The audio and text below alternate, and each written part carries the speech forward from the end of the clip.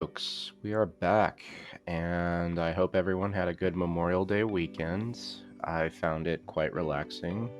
The sun was out, I got to do some journaling and go through some ideas and thoughts that I want to do for my mod.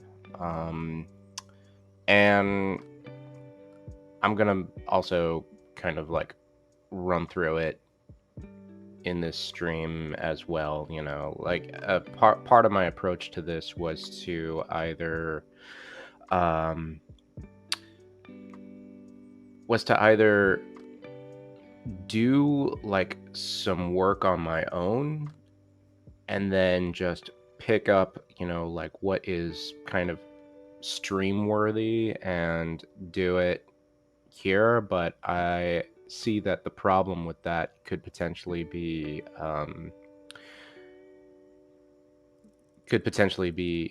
losing, kind of my process a little bit if I suddenly were to leave like gaps in my methodology as I was streaming. So if someone were to go back and watch these streams sequentially, they'd be like, "Well, when did he decide that? When did he think of that?" So for posterity, for for um, for the sake of retrospective, I think it would be best to just do everything step by step, as boring as it may be, to ensure that my ideas are properly logged and are easily reviewable. And if I happen to misstep at some point in the design process, then I can catch it, and find where I went wrong and pivot accordingly. And that way I don't have to waste time trying to recollect, okay, where did I go wrong with that, and stuff like that. So, it's part of the process. And, in truth be told, as exciting as game development seems to people, it's a lot of busy work. It's not what you see here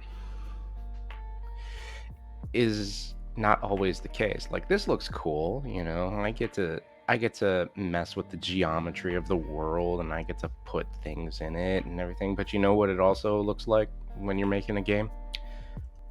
It looks like this.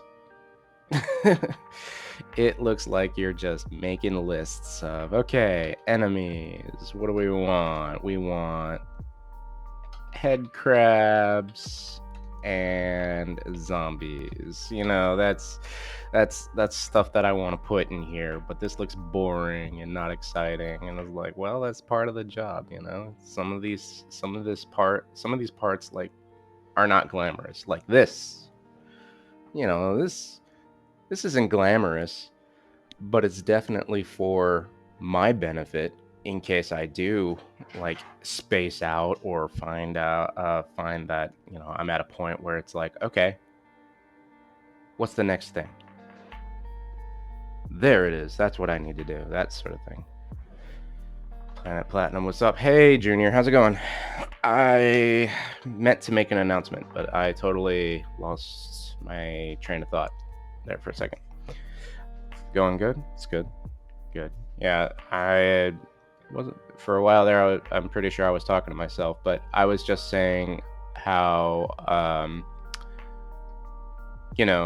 for the past week, I was kind of collecting my thoughts about this mod and what it is that I want to do with it and stuff like that. And, um, the funny thing is, when I was working on my journal, it kind of occurred to me that I was spending more time trying to format the journal than actually focusing on its content.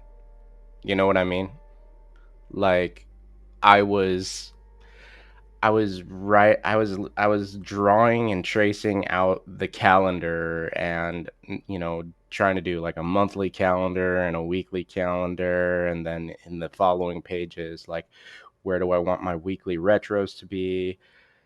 And then realizing like I would have had to do that over and over for every single page, and that would just eat up my development time, time that I could be spending drawing and planning out my map and stuff. So I think what I'm going to do, instead of keeping like a traditional journal, is I'm going to do this loose leaf style. And just grab papers as needed, maybe work on like one template that I can just print as needed, and that way I never have to make it ever again. Because time is kind of like your most valuable resource when it comes to development and stuff. And if you spend it like half the battle of designing stuff is documentation. I'll admit that. Like this that we see here, this Word document that I have pulled up. This is step one of my approach. And it's not exciting, it's not thrilling, but it's necessary. And so I am outlining what it is that I want in my GM. But imagine if I had to do this like every week. That would just eat up time unnecessarily. So it's best to do this once and then move on. And the fact of the matter is you can't really journal in the traditional sense for game development, because a lot of the iterations that you do are going to change what you originally had written down. Oftentimes, that's why documentation is done in the form of wikis now, like internal wiki pages and stuff, so that they can get updated as needed. And nothing is, set in stone and absolute certainty. And so I'm going to try and kind of do that approach. I'm not going to go through hoops to make a wiki page or anything, but I will be making I guess kind of like a binder is what I would do. Is I would work on pages with templates that I need, that I can just pull from the internet or something. And then I can just insert them in the binder where they need to go. And that way it's all neat and orderly and everything kind of has its place. And then I don't have to deal with the madness of trying to format a journal every single week. Which is kind of a bummer, because it would have been cool to have like a really a nice like faux leather bound journal and stuff like that. A lot of artists get to have that. Artists can draw in their sketchbooks and stuff, but I think even they would admit that the stuff that they draw in their sketchbook rarely ever sees the light of day. It's really just for them. It's just for their studies, for them to practice and get good.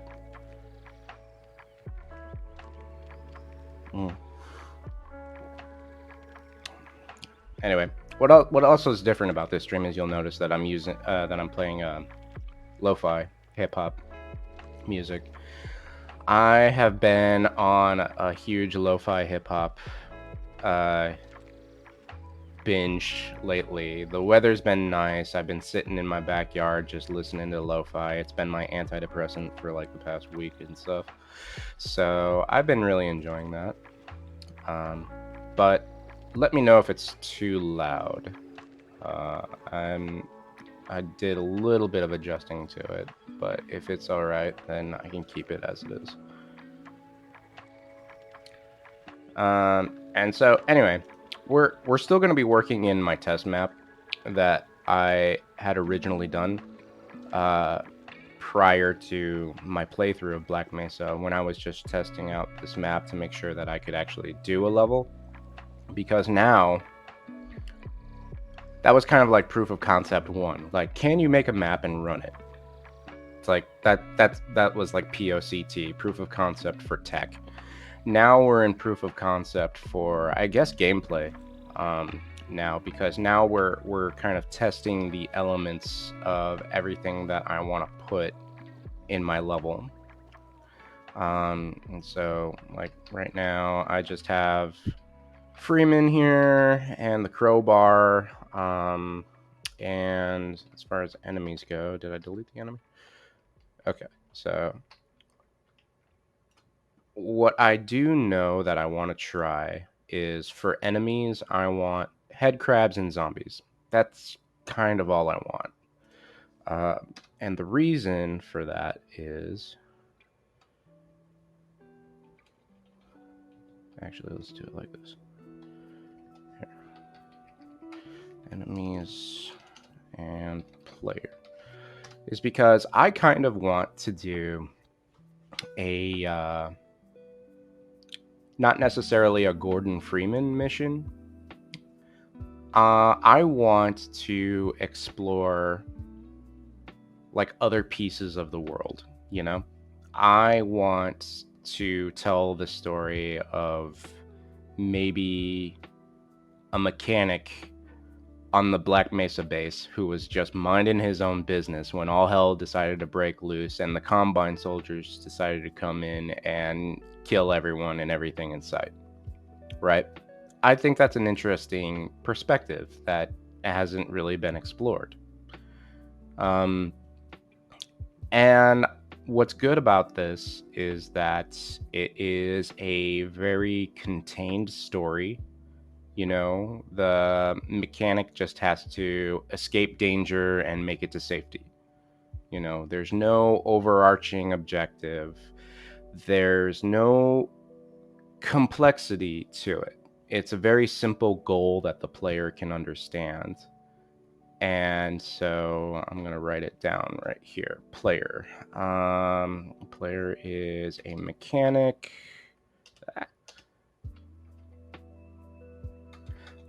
On the Black Mesa base. Black. Mechanic on the Black Mesa base. And feel free to give feedback, you know, as I'm telling you all this, because I am more than willing to listen to whatever anybody would be interested in seeing. But for now, weapon of choice is going to be the crowbar. And actually, let's just say crowbar. And for now, that's all I have planned. And that's why the only enemies that the mechanic will encounter will probably be head crabs and zombies. If I start introducing soldiers with firearms, then he's going to need a gun.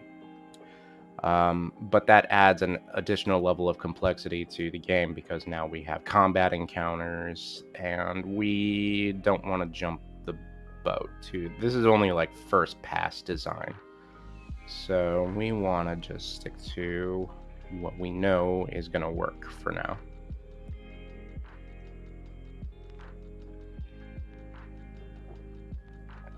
So what are you up to today, Junior?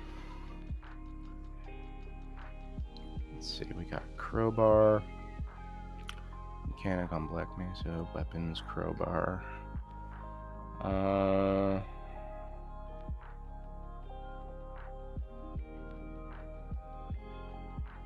Oh yeah, environmental puzzles. Trying to work hard, they moved me to a new position. Really? A better position? Maybe?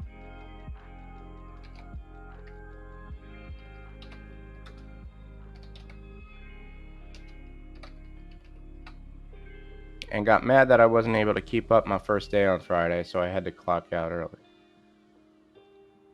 They got mad and you had to clock out early.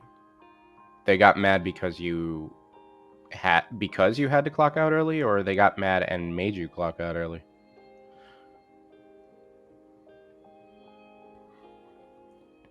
Easier, better, but more annoying because they take forever to answer questions. Ugh, that's frustrating. They got mad and made me clock out.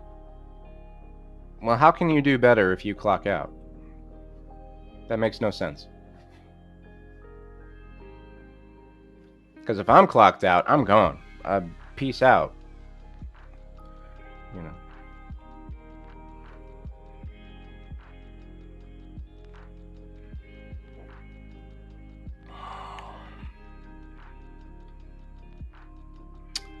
Okay. So puzzle elements. The one. It is what it is. Yeah, it being BS. Um, puzzle elements that I want to do. I want to play with valves and plugs. Trying super hard today, and I should be good. Well, good luck. I hope so. Okay, so puzzle elements, valves and plugs. What am I gonna do with those valves? Those valves, I want to maybe turn on slash off gas leaks that can set fire to zombies when ignited. That's something that I'm doing. But if I'm gonna have that, that creates a dependency because I'm gonna need something that can set fire to the zombies. So that means I should have okay, pickup weapons.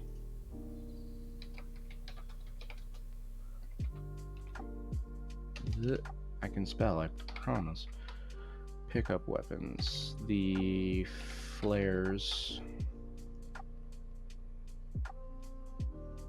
You know what? I'm just gonna say pickups because that's not necessarily a weapon. That's just there. When ignited with flares and sparks. I was afraid of that. Twitch said I had copyright music in my stream because of the music on Fallout 4. They told me to watch out. I should have said something, honestly. When you were playing the music last night, I heard it and the question popped in my head. I wonder if that's copyrighted. But it didn't occur to me that it would be a problem, honestly. But a lot of people have had that problem. GTA in particular, you can't play a lot of music. I knew it would happen. You run the risk. Everything's better with music. I don't know why the music industry is so stingy.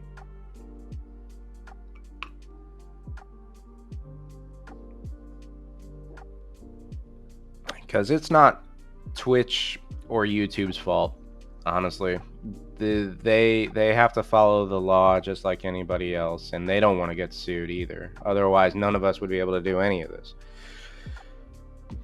It's the music industry, man. They've always had it out for anybody playing their music without their permission. Half expect SWAT to kick in if you're playing copyrighted music at a party.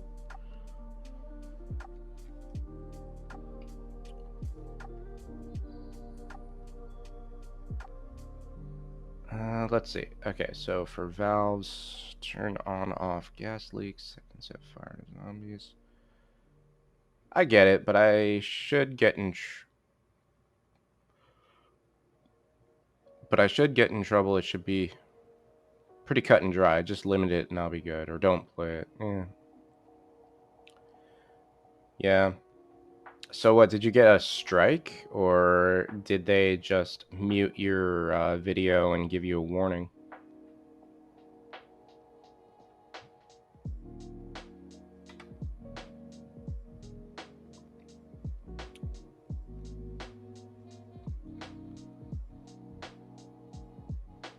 It's kind of what makes me wonder about the music I'm playing now.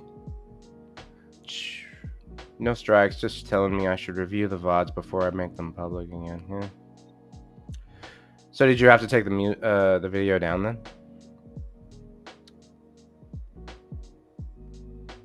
They won't do it to that.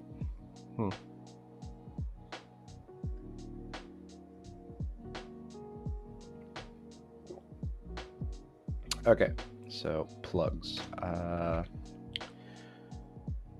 Used to activate slash deactivate objects such as platforms and doors. Yes, I like that. I would suggest you use YouTube and just look up DMCA free. They took the VOD down and told me to be careful before I put it back up. 12 hours gone. Yeah. Hey, you learn as you go. It's kind of unfortunate that all it takes is 3 strikes, though, for them to completely do away your account.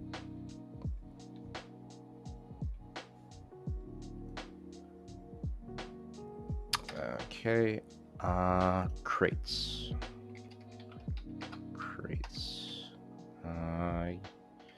Used for stacking,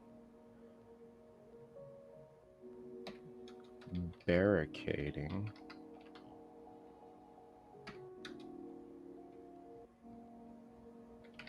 and platforming.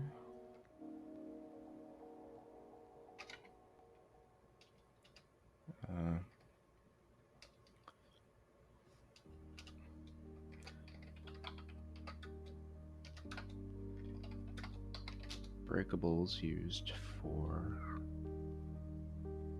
Yeah, at least it wasn't a strike and just a friendly warning. Yeah.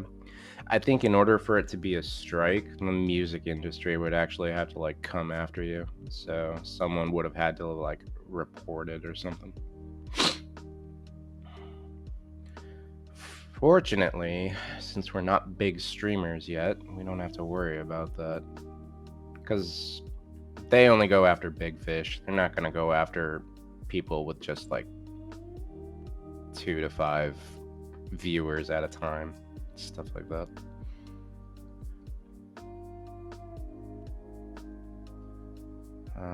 Breakables used for maybe pickups.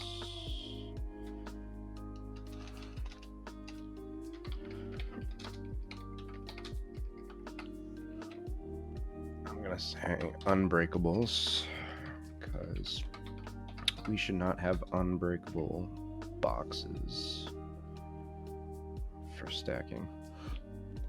Music industry needs to calm the fuck down. Yeah, it does. They know that they're in danger because everyone can pretty much produce and publish their own music now, if given enough time, money, and resources. So a lot of what the top labels kind of provide for you is losing momentum.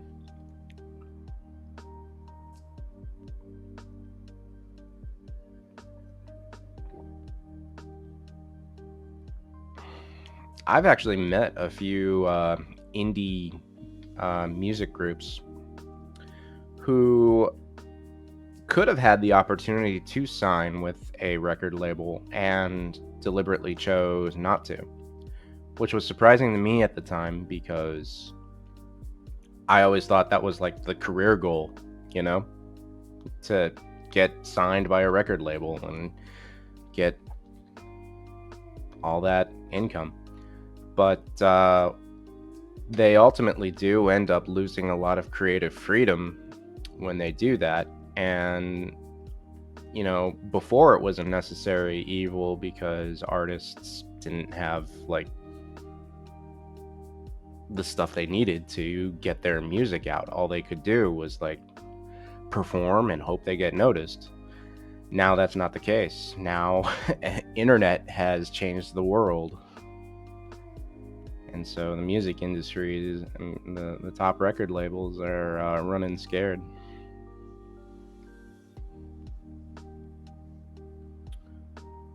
Let's see, what other puzzle elements should I have there? Valves, plugs, crates. For stacking and barricading. I guess lights.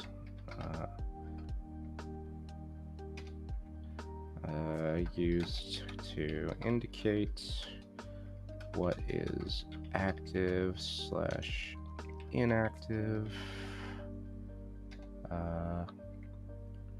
Red is inactive. Green is active. Active.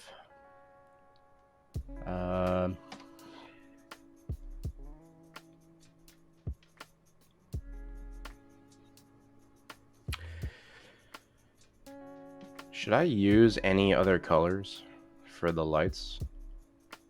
Because I remember in the alien world, blue lights were kind of the directional lights. Like, go here, look here, go there, stuff.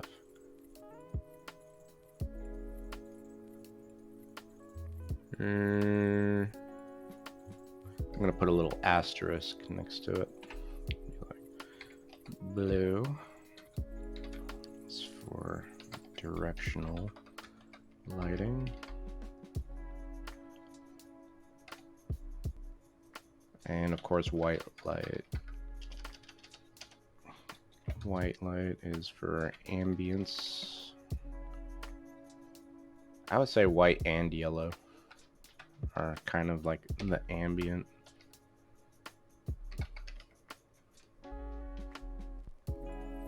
Actually, no. You know what I'm gonna say? I'm gonna say white is for ambience and yellow is for caution. And I'm gonna also make a note of that. Maybe use yellow lighting for maybe combat encounters.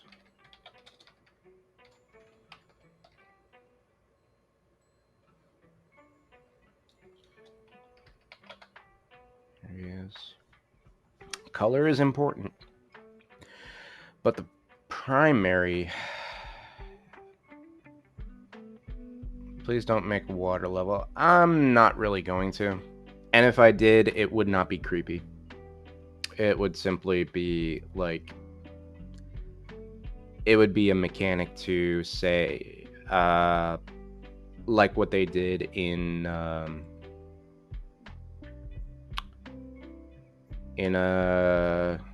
Gonarch's lair, where you had to raise the water level in order to get to a higher area.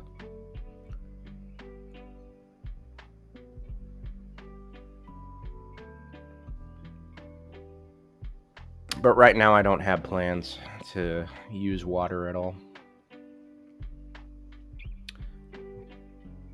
I suppose if I did, I could use that to raise / lower water levels for the valves.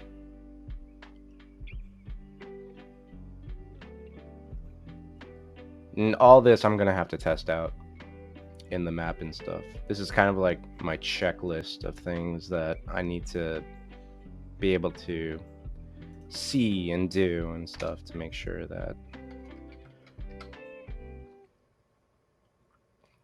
So we got pickups for crates. Health. So since this mechanic doesn't have an HEV suit, it doesn't make a whole lot of sense for him to replenish his health from like a little power source, as well as using any shields. So he's not gonna use shields. He's just gonna be, 0 to 100 health, and he's only gonna replenish it with the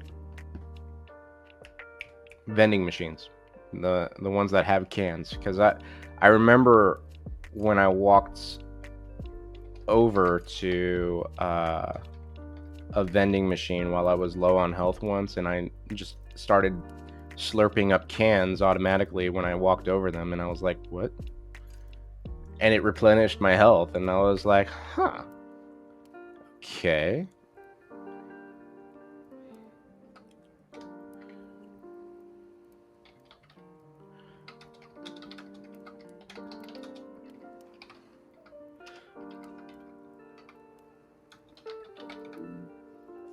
So that's how he's going to be able to replenish health. And so the next thing that I'm going to need to test out is for the enemies and head crabs, I need to see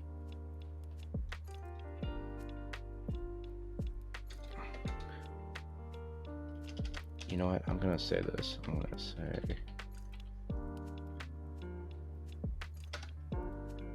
for combat,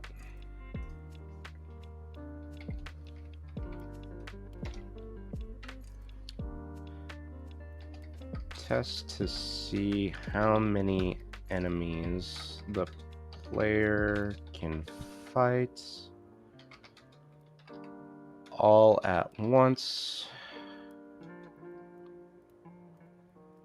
before getting overwhelmed and dying.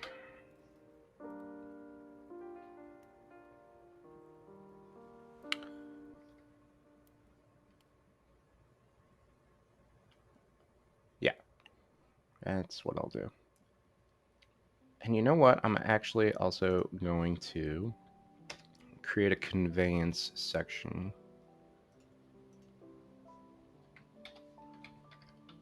Conveyance. And that's where lights will go.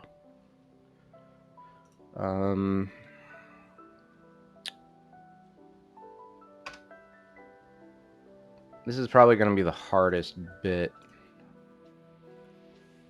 because I do kind of have in mind to sort of tell the player what's going on through stuff that's happening around them.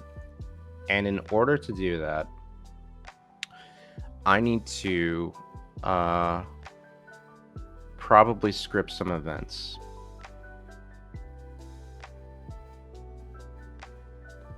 And if I do that, that means I need to decide what sort of events are happening. So scripted events.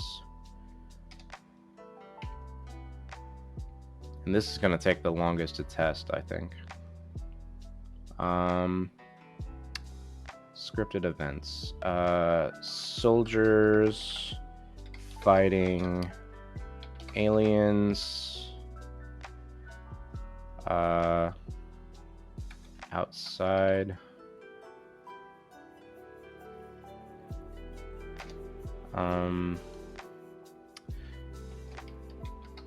Broadcasted announcements. That might end up getting cut if I can't do any type of like voice acting. I may not have the best mic in the world, but if I can get my voice to say emergency, emergency, you know, something, or maybe if there's already a audio file in the game that I can use, then I would probably use that. So soldiers fighting aliens, broadcasted announcements. I'm also gonna see if I can do that animated intro of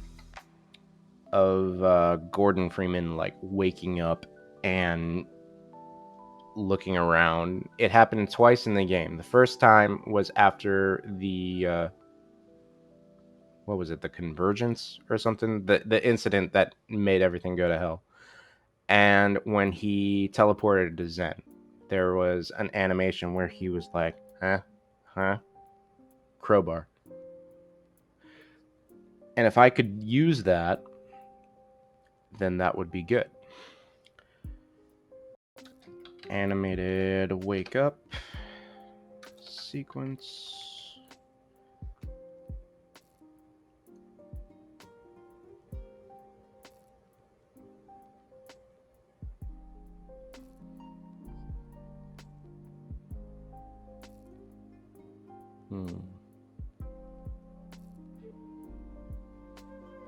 So what do you think? Anything else that I might not be thinking of, or something that you'd want to see?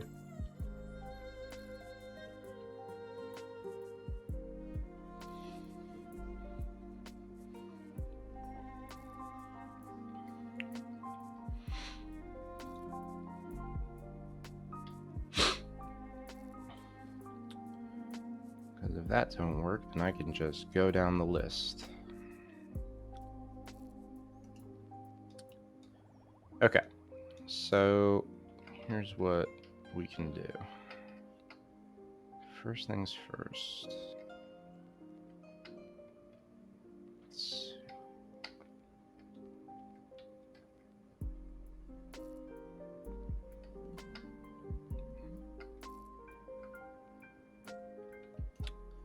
Well, we can put the crowbar on him. And that way he'll wake up to it. Something that I can do is open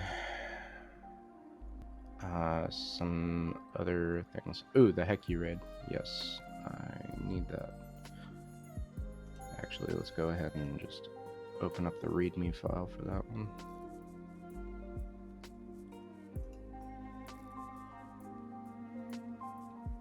Workshop. Contents. That is Saboteur.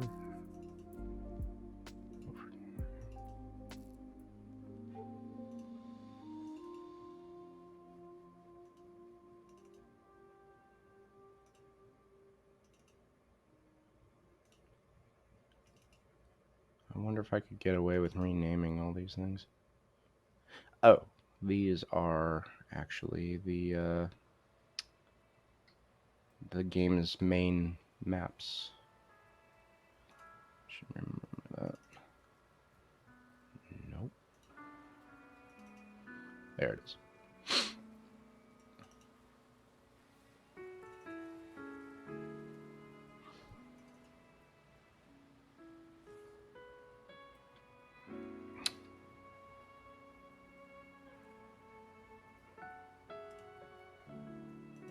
Okay. So let's open the Hecky Raid. You know what the Hecky Raid is? It's basically no Russian from Call of Duty. Because this guy decided to make a map where you're one of the soldiers and you're going in to shoot up all the scientists. And it starts exactly the same way as no Russian. You start in an elevator. Okay, so that's where he is. Environment fade, logic auto.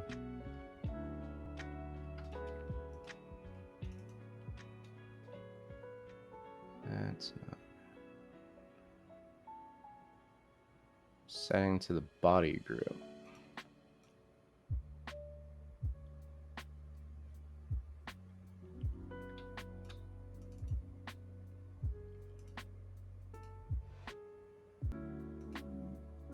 Ah, I see what they did. Okay.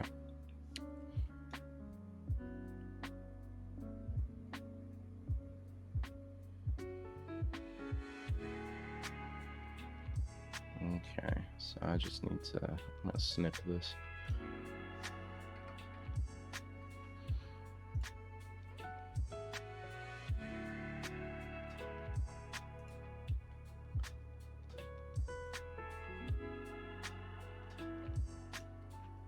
There we go. Save. Just gonna put it on the desktop and say,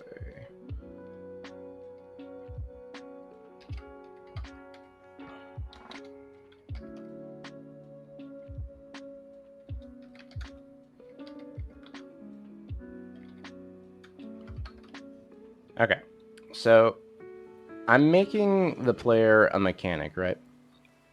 But there's no mechanic skin per se. The closest thing to it is the security guard. So I am going to set that to the security guard body group. And what that's going to do, let's go back to my test map, and let's put an entity for the logic auto.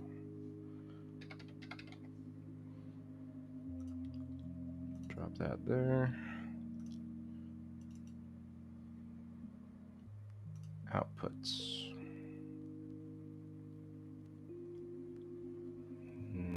Where's that?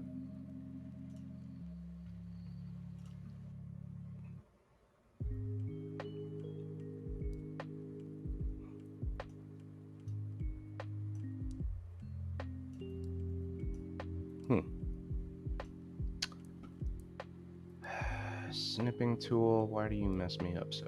Alright, fine, whatever. For the outputs, we'll add on map spawn.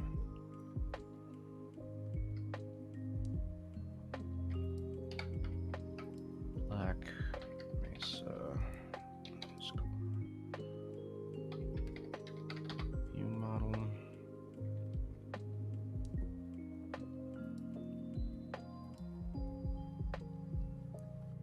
We're making it body group through 3? Yeah.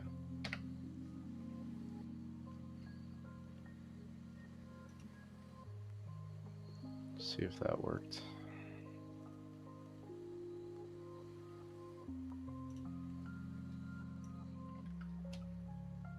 If it didn't, I'm gonna have to jump from map to map just to see.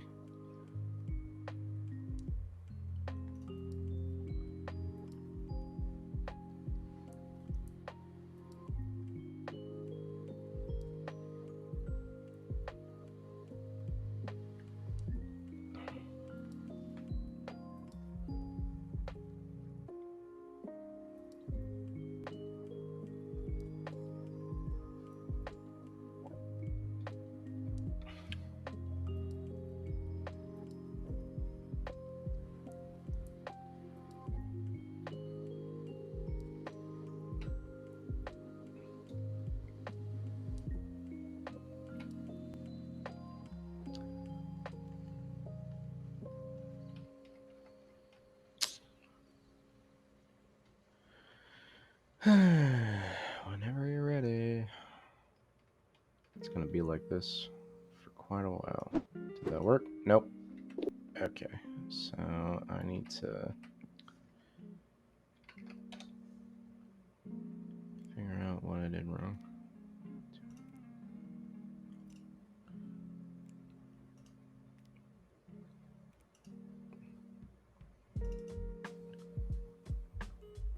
Outputs on map spawn. Oh, set body group and then one.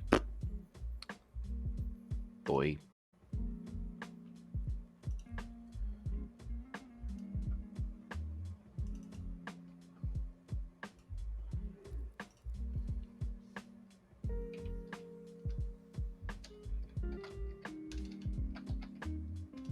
Is it set body group?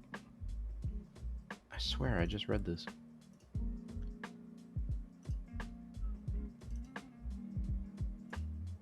Yeah, set body grip.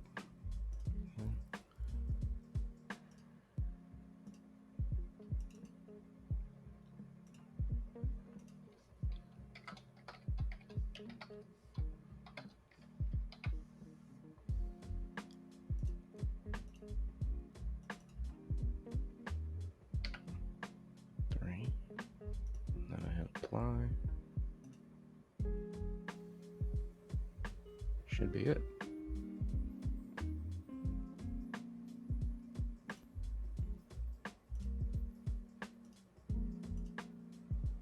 And now let's run map, see what happens.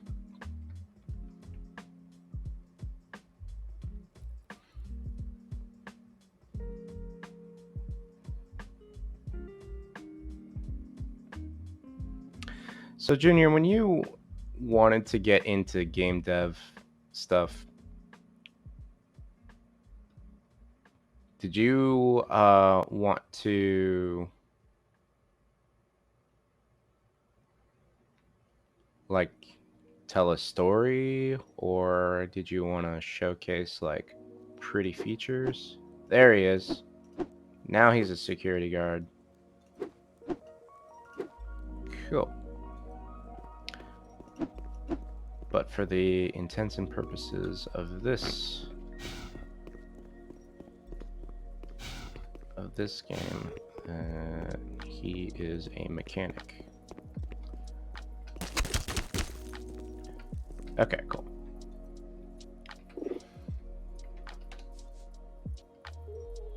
Yes. Okay. So that's one thing done. I should really, like, can I add checkboxes to this?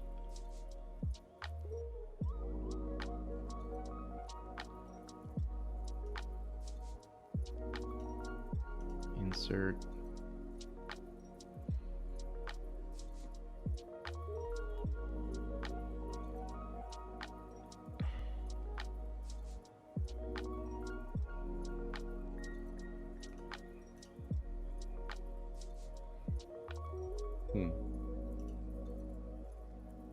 You know what? I'll just do this. He's a mechanic, and that. No. Go back.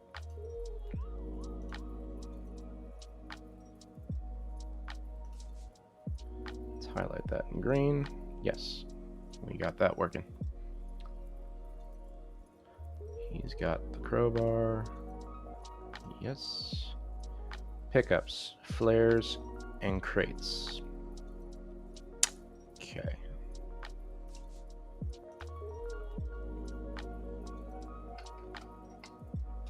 So this could go in one of two ways. Let's try the flare first. Prop flare or environment flare? Okay, so there's the little prop flare.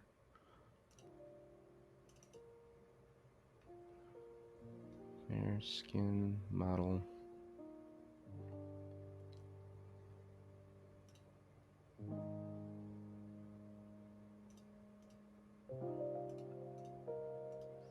Flags. Stay lit indefinitely. Ooh, that'd be kind of useful. For testing purposes, anyway. I'm gonna check that. Start asleep.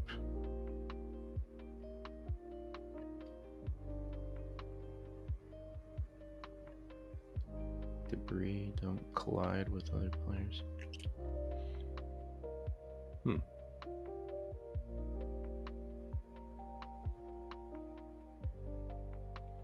Break on touch, break on pressure, prevent pickup. No, not gonna do that.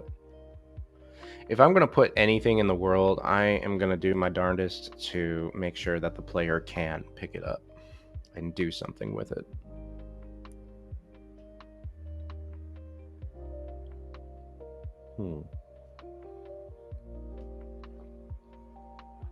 Alright, I'll just apply, and now we will save and run. See if I can pick it up.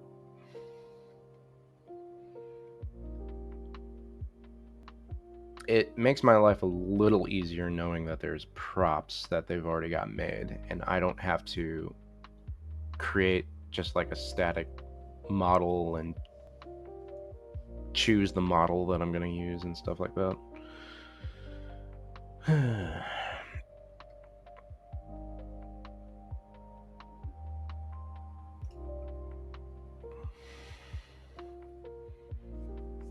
Okay, so there's the flare. Ooh. Haha. Yes, good. And right now I have it lit indefinitely for testing purposes. But that will not be the case Oop, you can chuck that thing.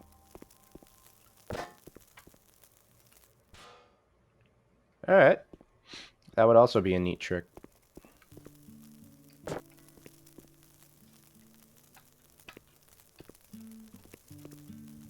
But is there a way to rotate it?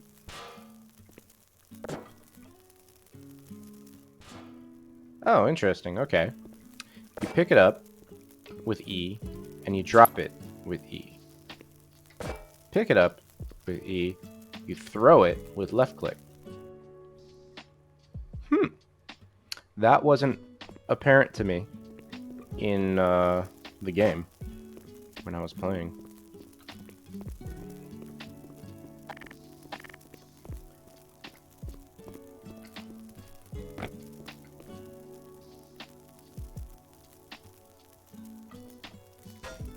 Cool.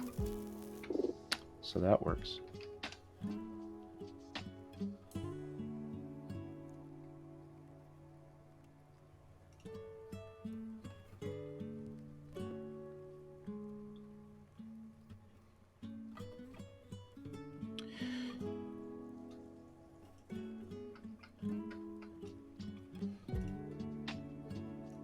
Flare works.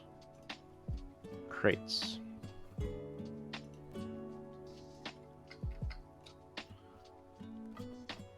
Another entity. Can I just type in crate? There's item crates. Item ammo crates. What about box? Nope, no box.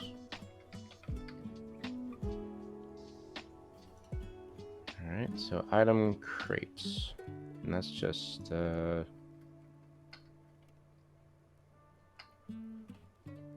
your typical box.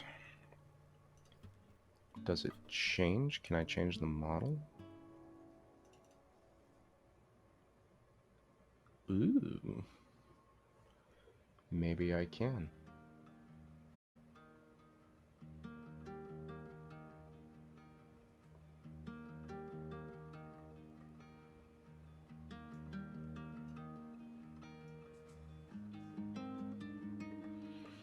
If I just type in crate.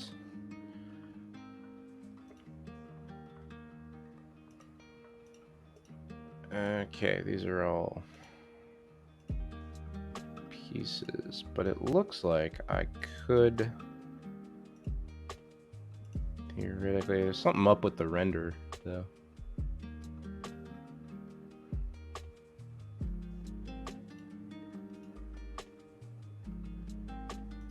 This is where having a library to look at would be very useful. Hey, here we go. That's what I was looking for.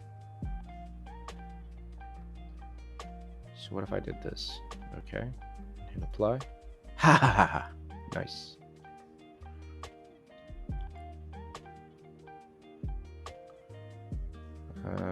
Flags. Doesn't take damage. Okay. You can prevent pickup, or I guess it's automatically allowed.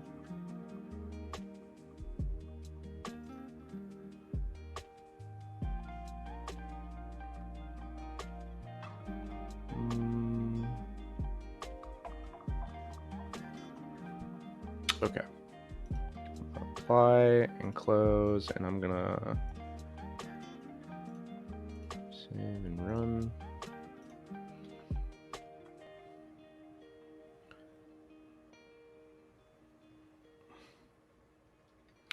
Do do do do do do do.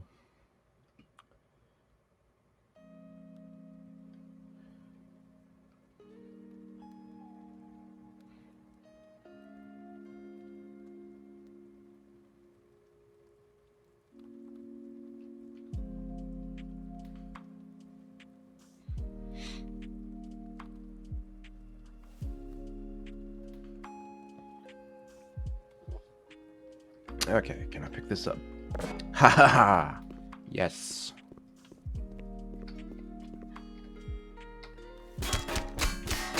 Doesn't break. Ooh, physics is kind of interesting.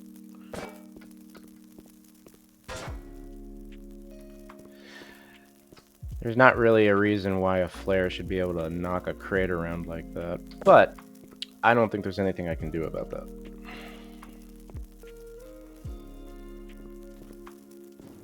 I can push it, and I can jump on it. Ooh, ooh. There's some drag on this.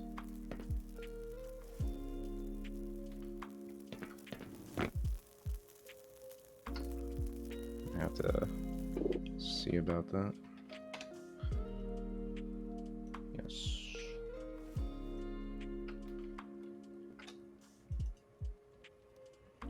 Let's see. Flags.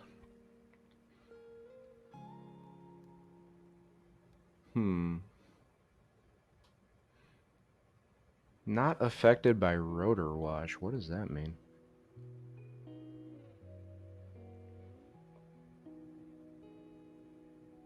Oh, maybe I can do this. Prevent motion enable on player bump. Let's see. See if that stabilizes it.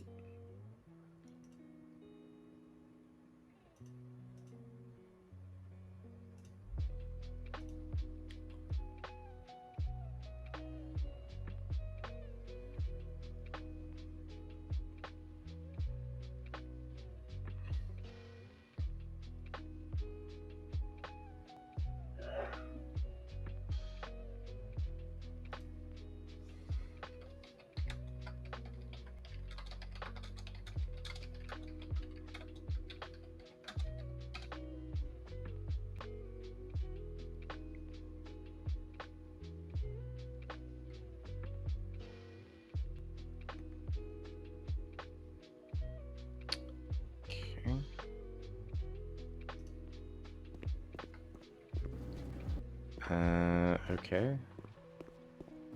That didn't work.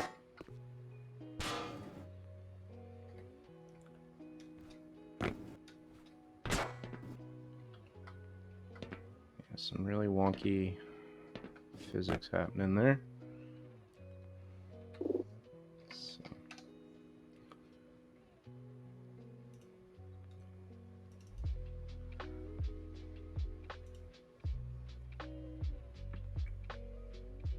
Prevent motion enable on player bump.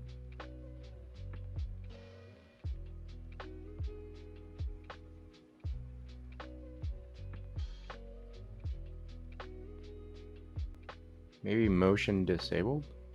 Let's see.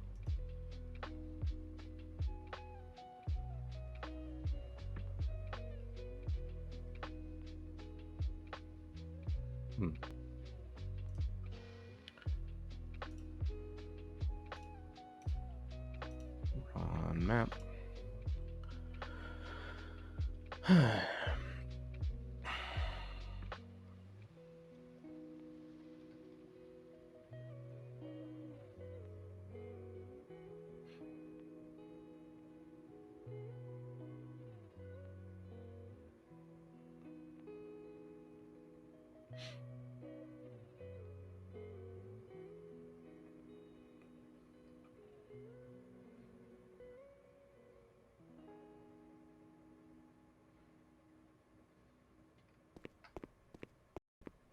There we go. Now it's stable. Can I pick it up? But I cannot pick it up.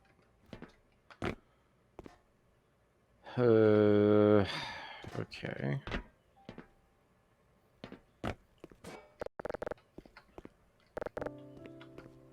All the trouble we gotta go through just to be able to pick up and put down a box and not it slip around underneath you.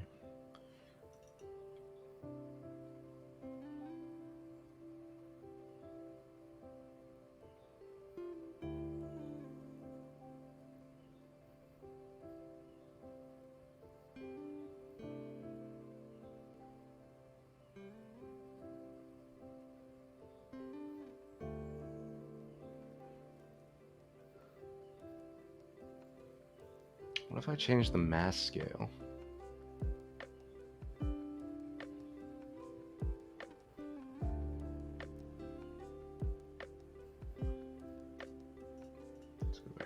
flags. Let's enable the motion again.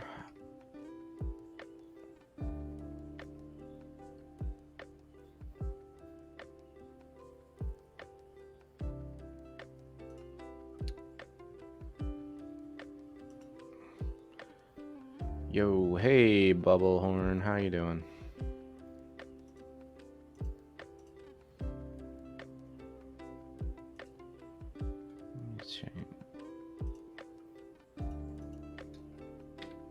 Try this.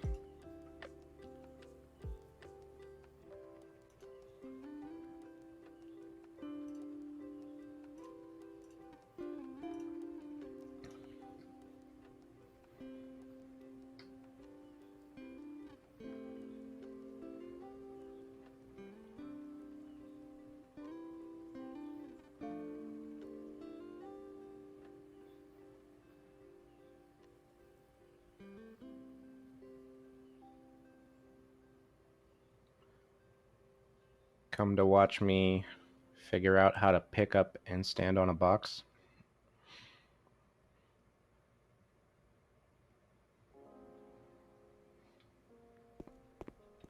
Okay. Well, it's got some drag on it now, not just pushing it. It still kind of slides underneath me though.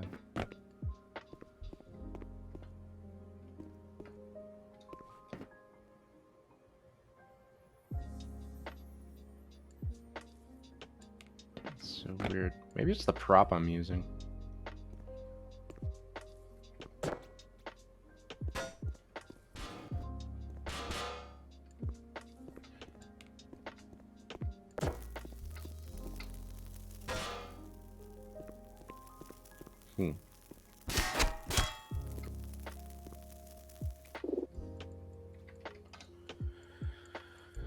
Alright, well, that's something to come back to.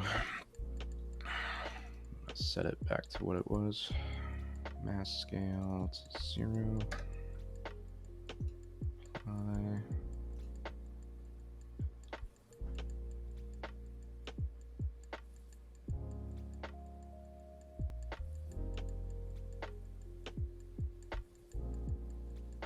Okay. So the box works. I can at least pick it up, so that works. Health, vending machines. Let's see.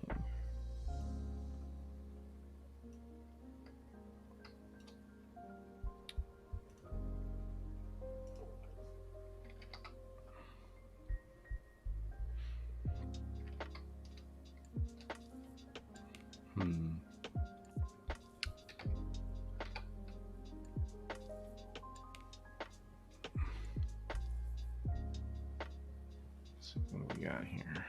Prop barrel. Prop detail. Prop flare. HEV.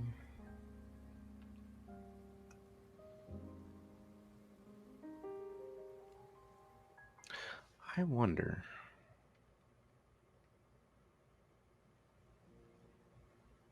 Prop physics. Maybe I need to do that for the box instead.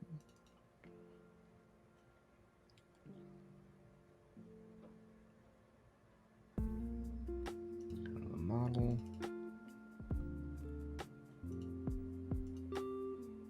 And yeah, we'll go ahead and apply the crate again. Flags.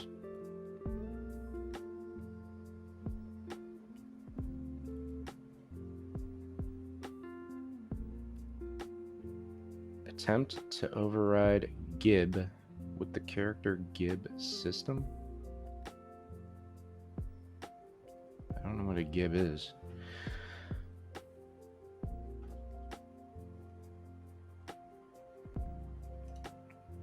Let's try this. File save. Run map. Okay.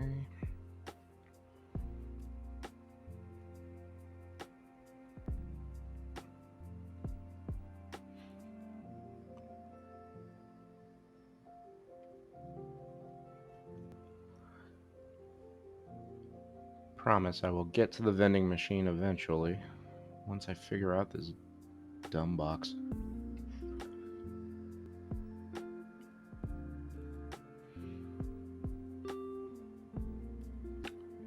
Lurk. Thanks for the lurk. I actually don't have the command set up yet. Ooh, okay. I must not have given it a physics model. Okay, so there goes that idea.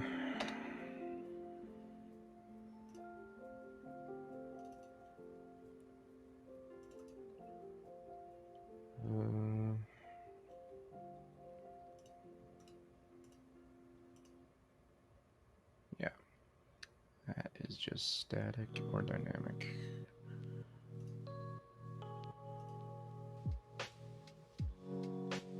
Well, then maybe it shouldn't be a physics prop. Maybe it should be a dynamic prop. Prop dynamic. Apply. Let's see what the flags are.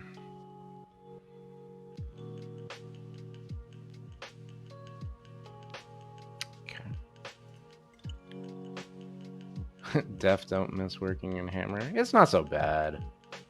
You just had a real rough, design to work with.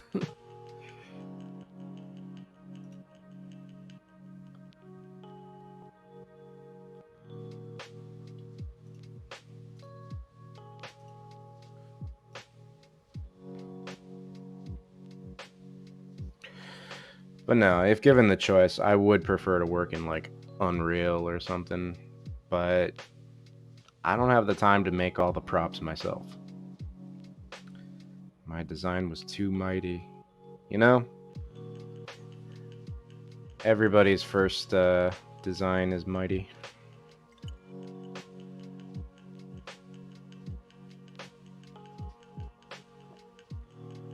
It's always a humbling experience taking your design and thinking, okay, I got this. And then you're like, don't got it. Okay, so this does nothing. Why is it? Oh, it's floating.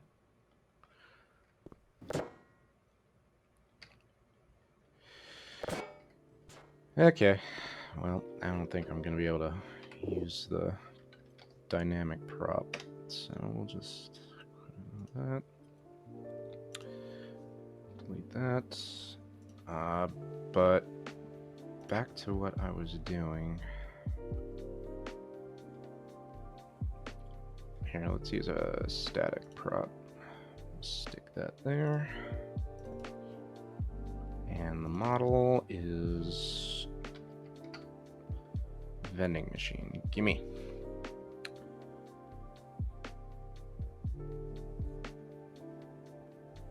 That's a Gibbs prop, meaning I think it blows up. But I want a Coca-Cola vending machine. There we go. Physics and static. Okay.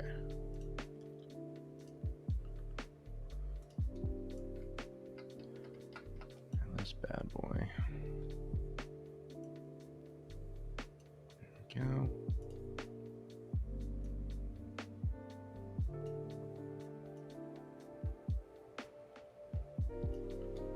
Cool.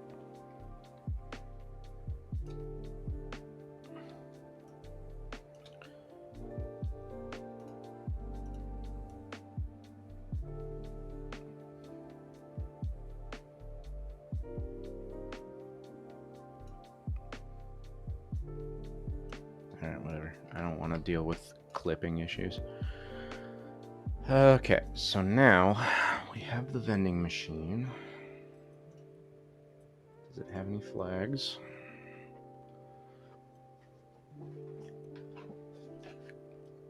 Because I was wondering if you could just hit it and make cans knock out of it.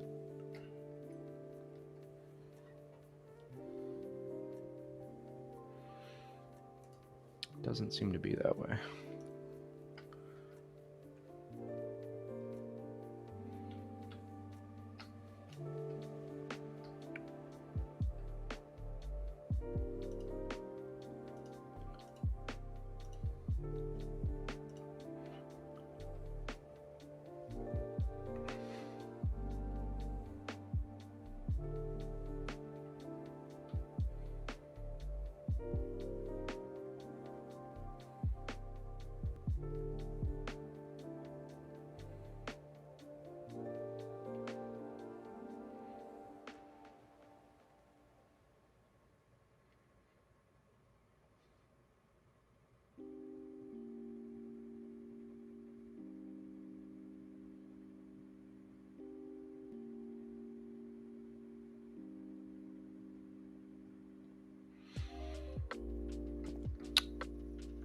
Okay.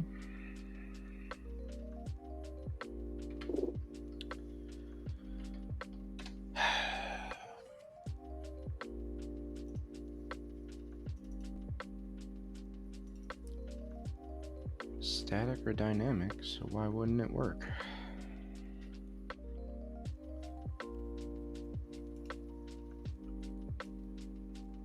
That's...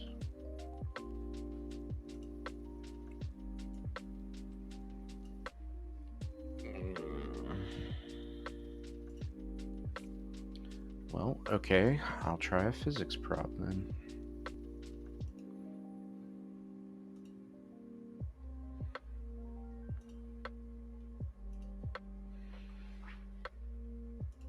Maybe that will come with flags. Ayy. Okay, cool. Motion disabled, yes.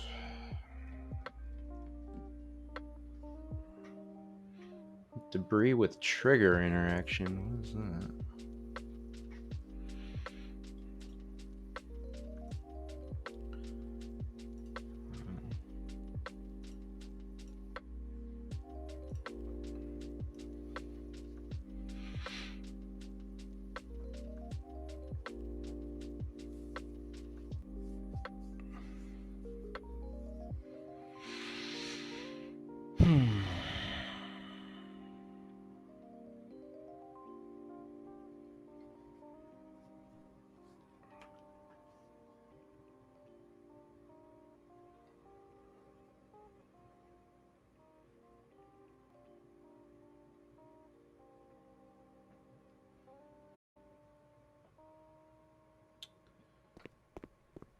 Okay.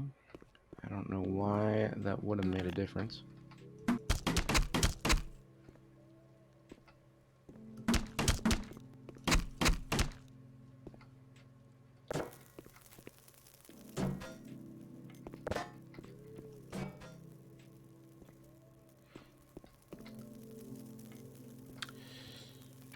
Okay, well, we can get the machine there,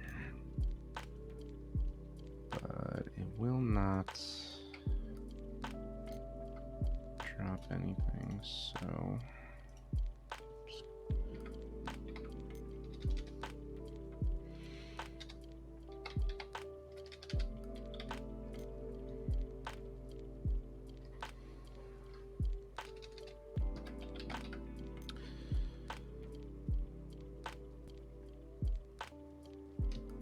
Just type in item. Got battery, we've got item crate. Item health kit, health charger.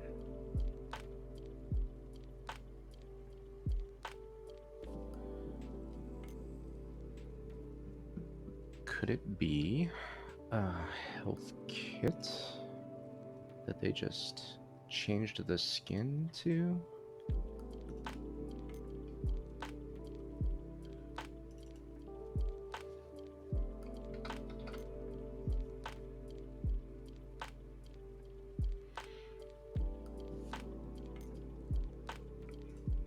No. Huh. Interesting. All right. And that's the can. Right?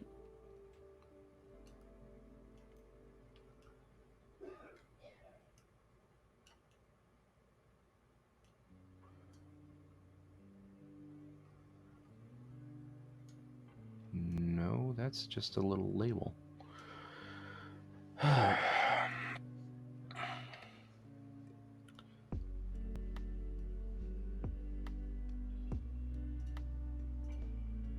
Snack, snack, snack.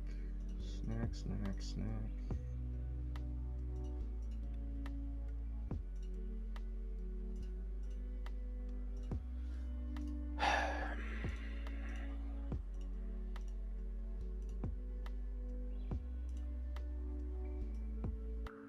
I don't know what that is. Oh, gas canister. Okay.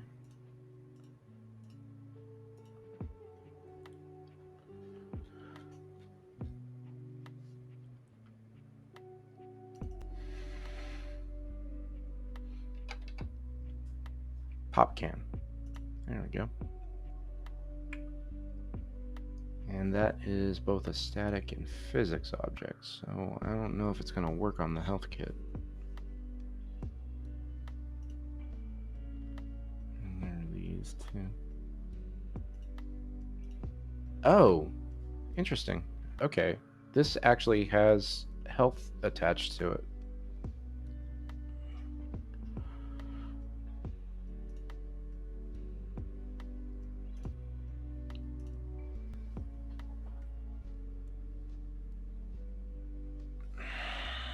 I don't see a huge difference between the two, though.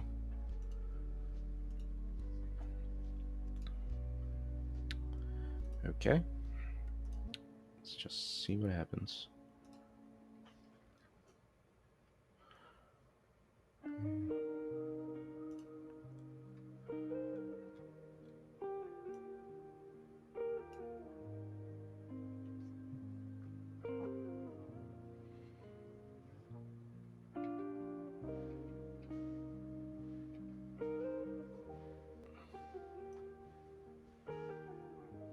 There we go.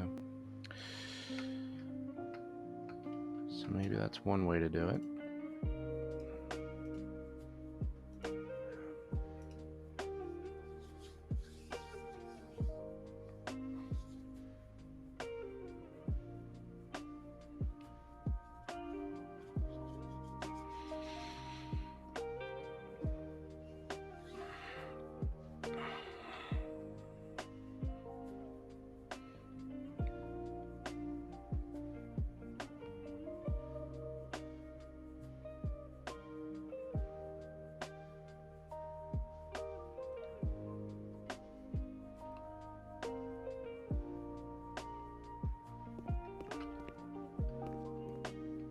Oh, I need to hurt myself. Okay.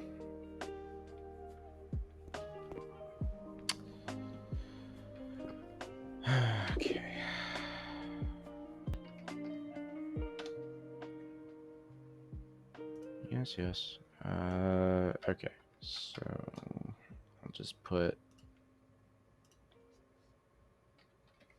a zombie scientist over here, and we'll get into it real quick.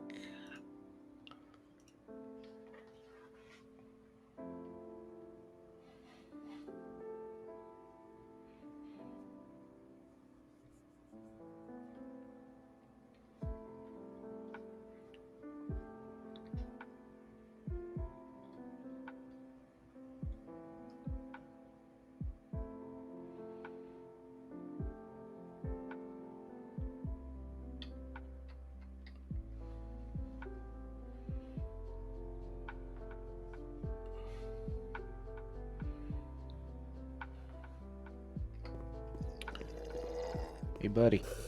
Oh, ow. Ow. Minor lacerations detected. Okay, so that filled me up like a regular health kit, which is good. Can I get the Slurpee sound? Let's see if I can get that.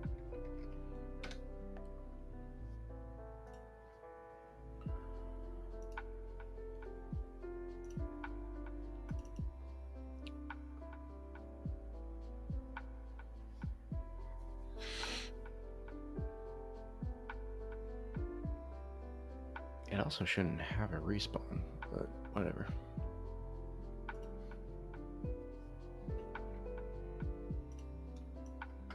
Actually, I need to go to the bathroom. I'll be right back.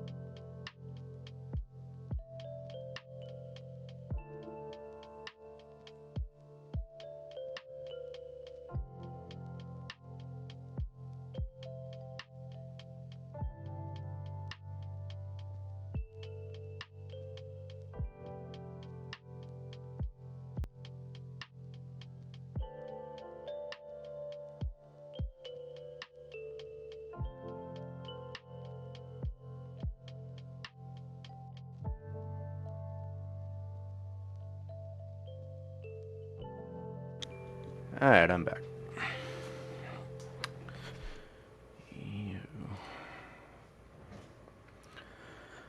Okay. So,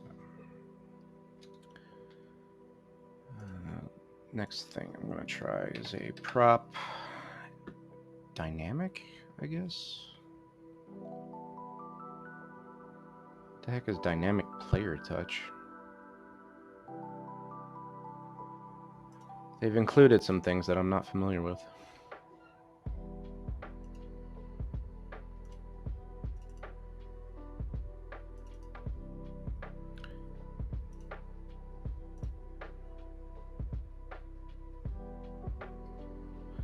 Try this. No, it's not a dynamic. Oh well, I'll change it.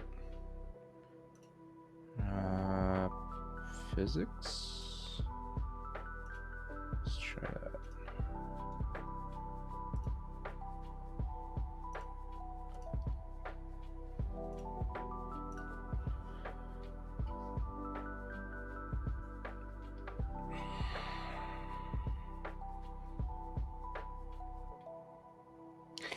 Bubbles, what did you hate most about working in Hammer?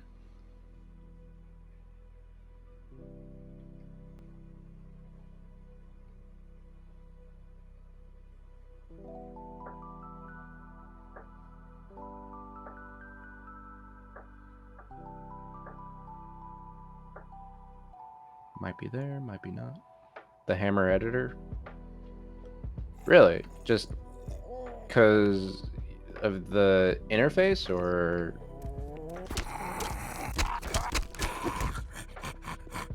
Okay, so let's see about this. Okay, this bad boy does nothing. Okay. Because, like, honestly, coding behaviors was annoying, and the interface is really dated. Okay. Yeah. Like, Hammer 2 is beautiful. Maybe one day I'll get the chance to play with Hammer 2. I need Half-Life Alyx and a headset first. I understand the dated part, because this definitely is, like, early 2000s. But I think the benefit to that is that it was consistent. It's like CryEngine. I haven't messed with CryEngine, so I don't know. But at least it was consistent across all the games that you could mod for. That's what I liked about it.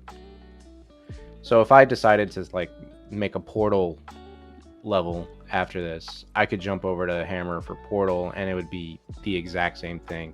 I wouldn't have to relearn anything, and that is beautiful.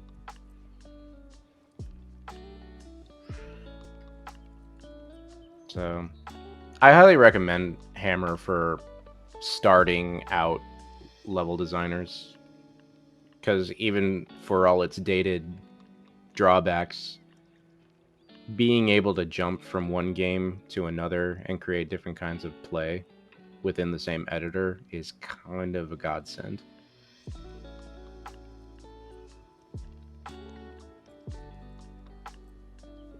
In my humble opinion. I am curious about Hammer 2, though.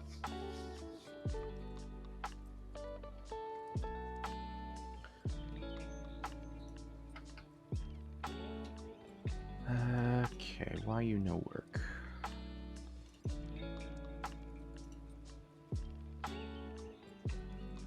So this is a physics and static, and it has health tied to it. So let's just see how much of a difference that makes. Flags.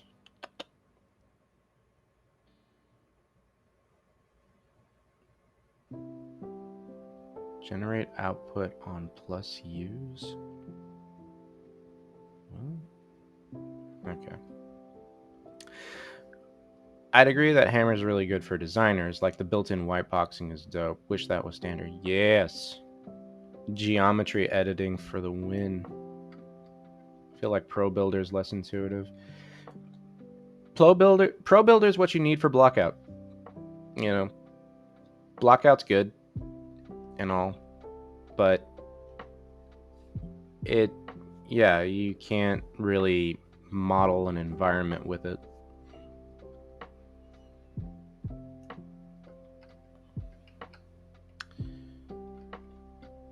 Let's move this bad boy a little bit of a way. Let's put him over here.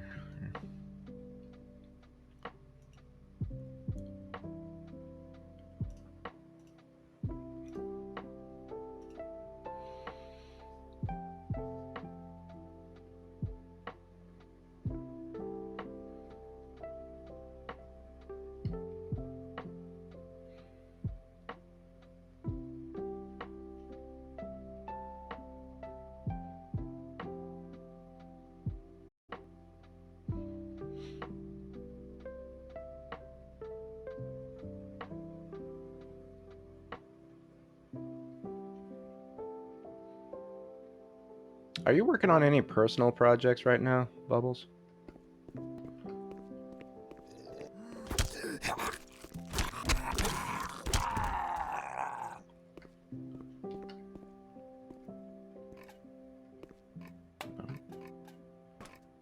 Ooh. Oh.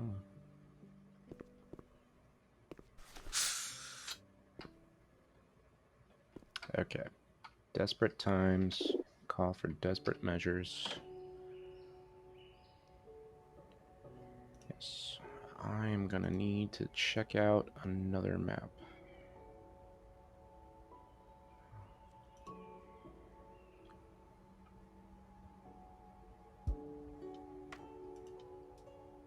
I believe it's this one.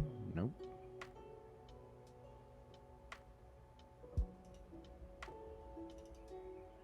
Here we go. Oh. Here's something that I can look at for office complex. They got, I think it's this one. I also really like that I can open the levels from the core game to research and check out.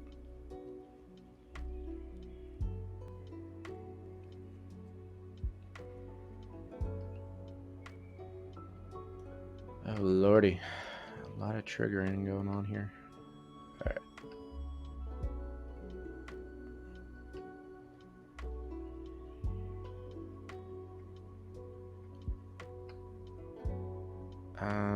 Okay, so this is where you start. Step out here. You see this guy get grabbed. I think. Oh no, he's just dead. Yeah.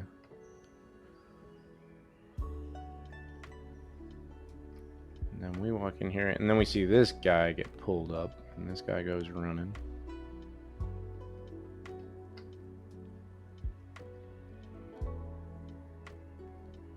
Come through here. Ah. Yeah, we come in here, we flip the switch here. I think. Yeah. We come in through here. There's these bad boys. We come through. Where is the one with the box that I move? This was it. I think.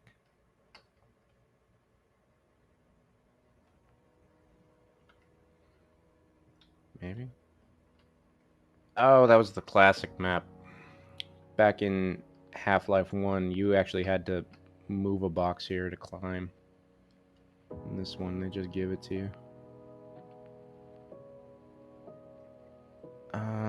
Okay. So maybe not this map then. Maybe the next map.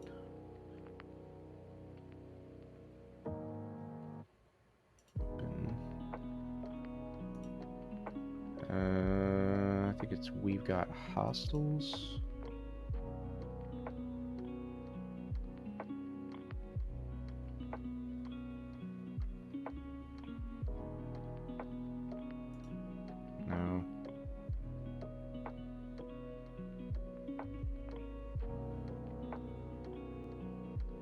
Well, I'll tell you what. I will definitely jump over to surface tension, because that was where we fought.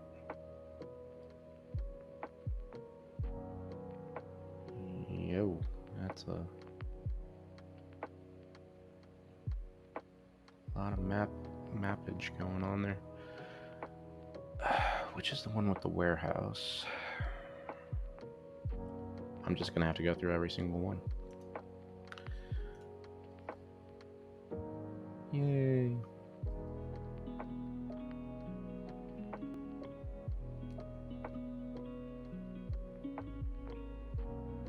This is what I ultimately end up having to do, is like I have to remember what was it about a level that I liked, that I wanted to do.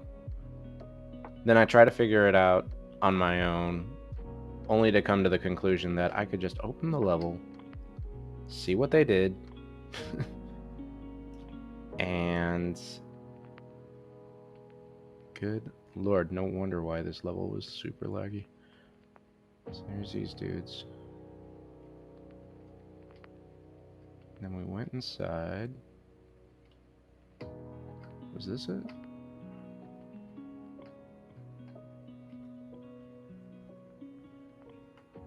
I fought these dudes. Ran into here. That's not it.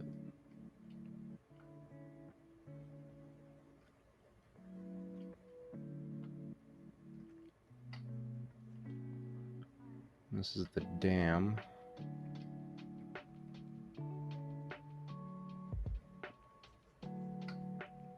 Yeah, I never even went over here. Then I had to fall into here, fight off these idiots. Then I got sucked down here.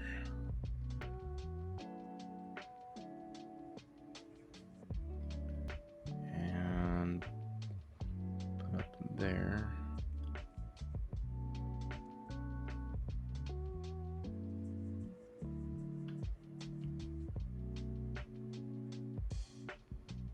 And then I would just run through this way. And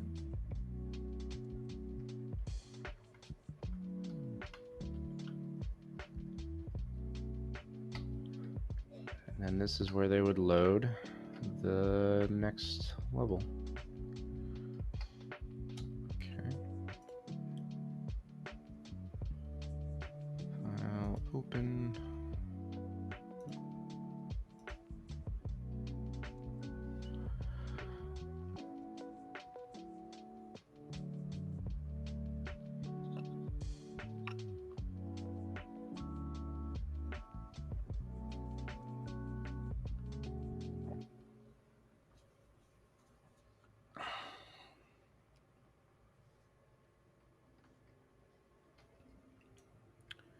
Okay. What is that?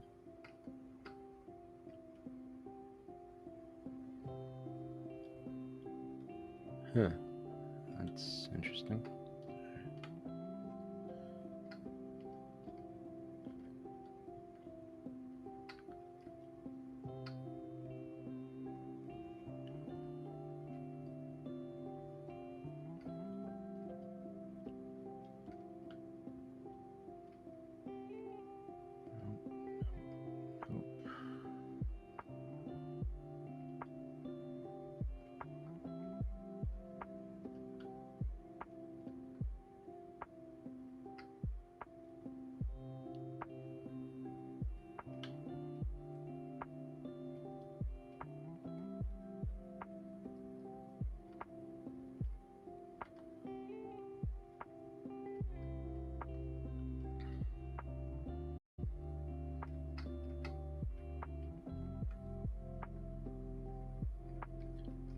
And this is the part where they had all the landmines.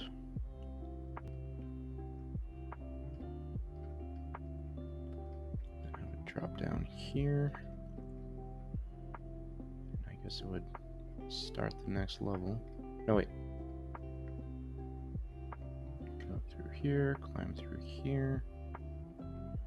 And that's where the next level would start.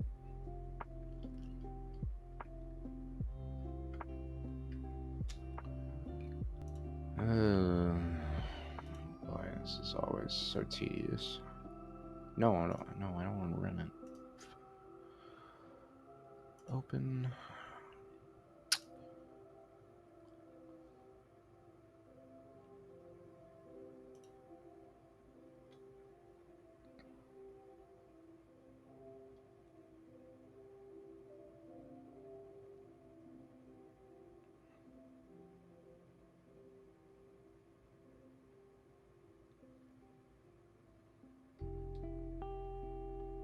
Rude. Okay. Okay,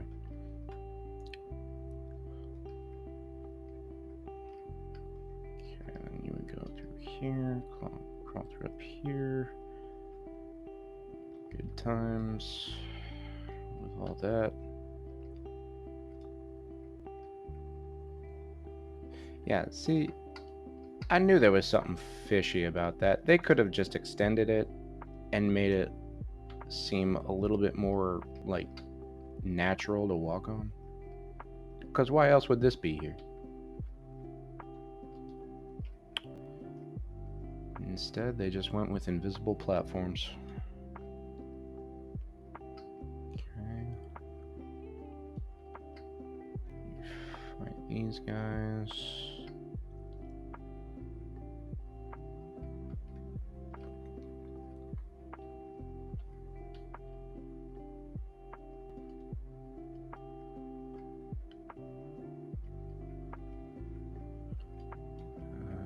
No, you don't go down that.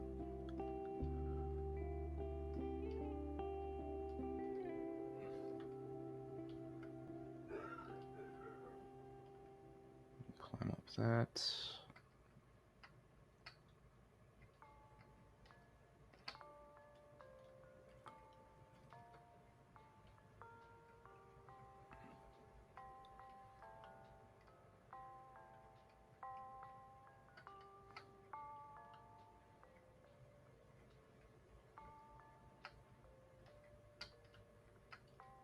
And then we crawl through here. There's that.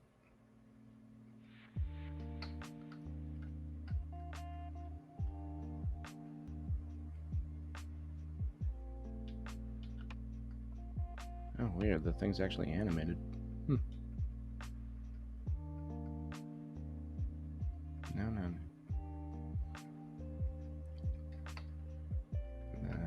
the next map.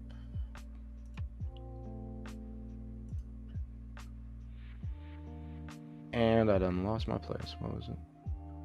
C2, A5. C, so now we're in D. Okay.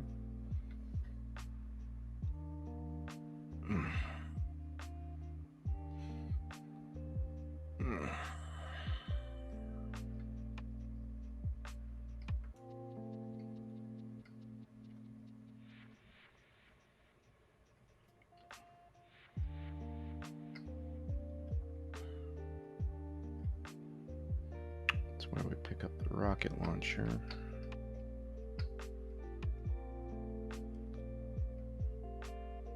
That dude gets blown up.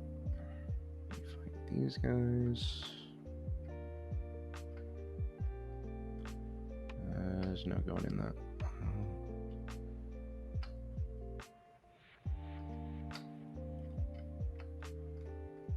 That's where the tank comes out.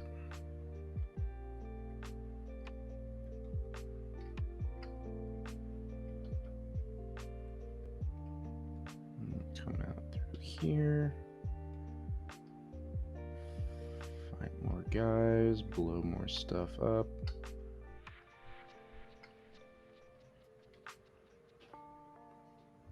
Then we come in through here. It's where the next area loads.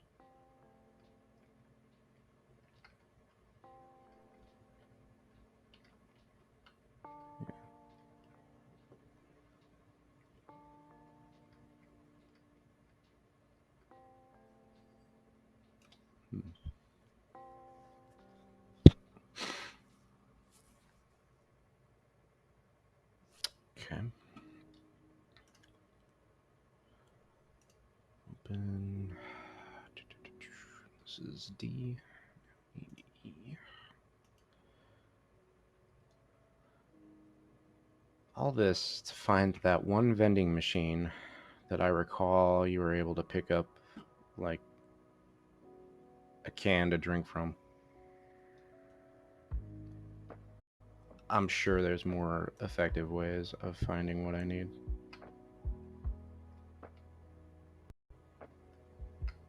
Oh, maybe this was it. Right. And we get up here. Nope, this wasn't it. This was when they put us in the landmine maze.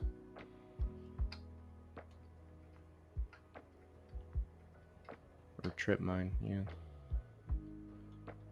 Which I did not appreciate.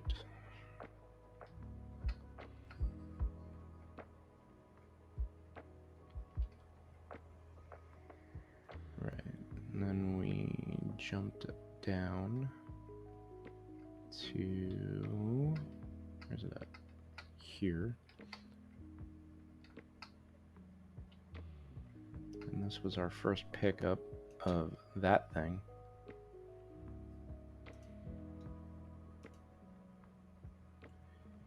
E, F.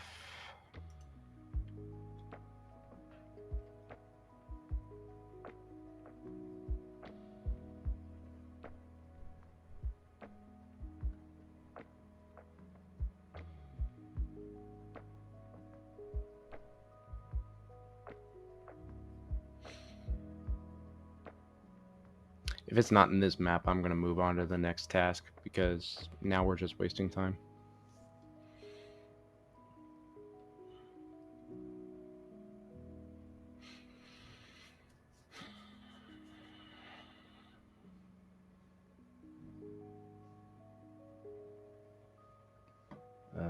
Hello? Oh, okay. I thought for a sec Hammer was about to crash.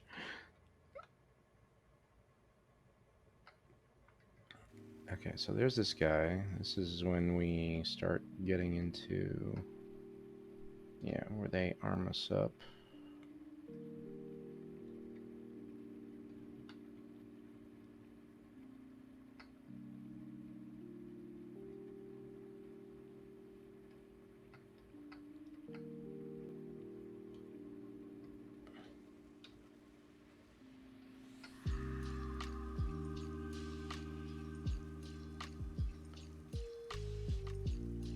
Yeah, we fight more.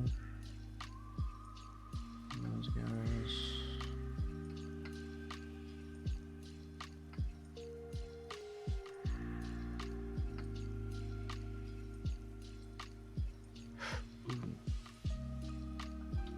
I feel like I might be getting close. Maybe.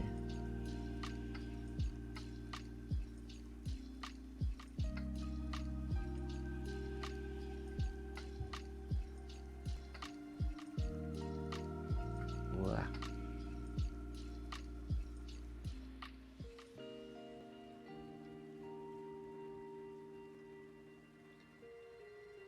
I never got to fight one of these things.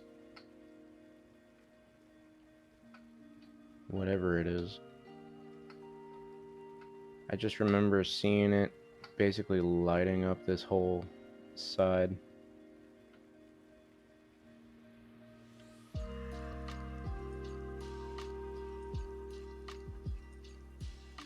Okay, so you fight those things, you fight this, there's nothing on that side. It's almost as laggy as the game was itself.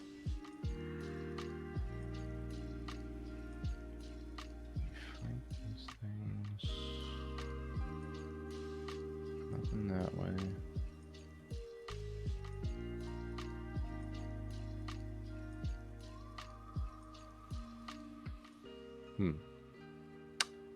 Okay.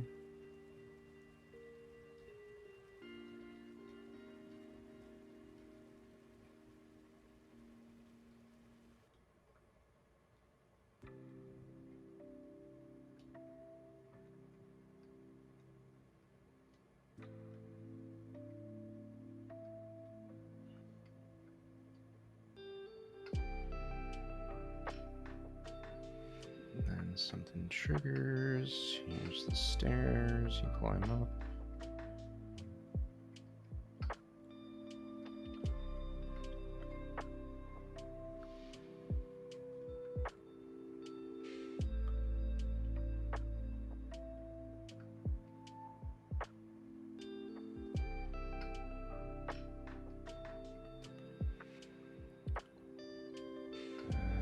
That's not it.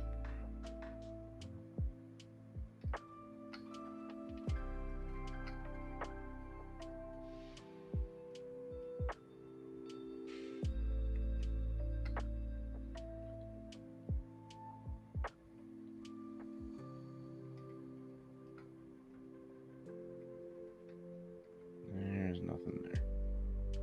I've kind of lost what I'm supposed to do.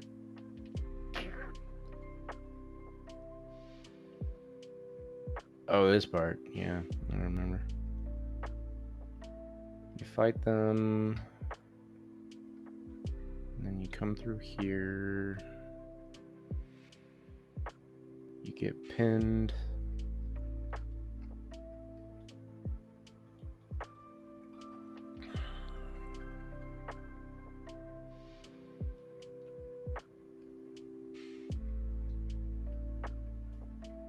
And then you fight these guys. Do you come in through here?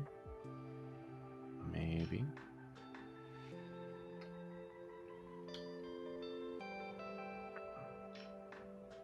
It's tough to say, because I don't know where I am right now. Nothing there.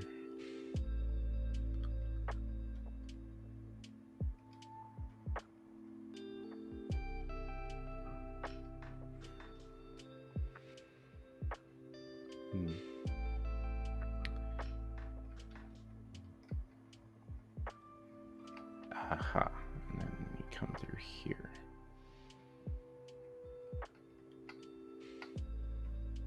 Not in there. That's a dead end.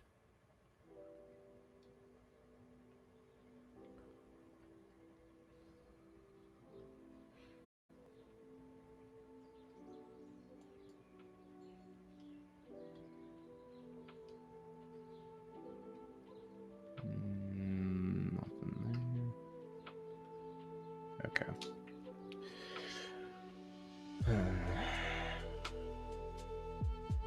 Alright, I'm gonna move on.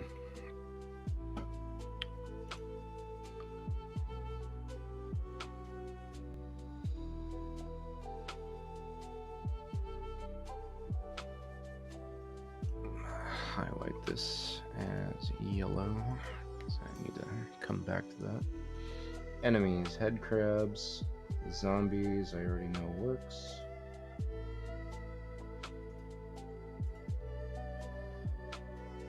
Head crabs. Okay.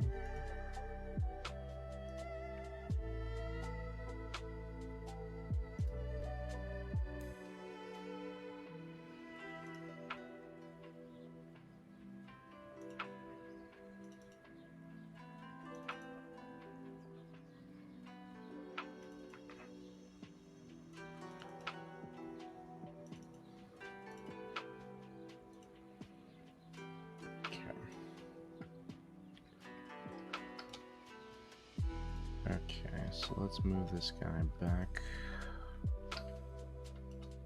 over to here.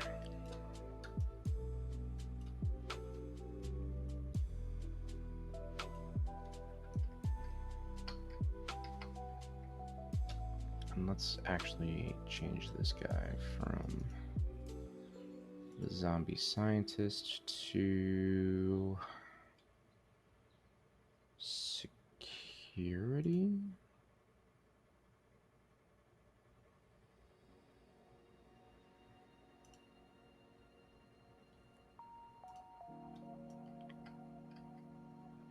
Let's see how many hits he takes.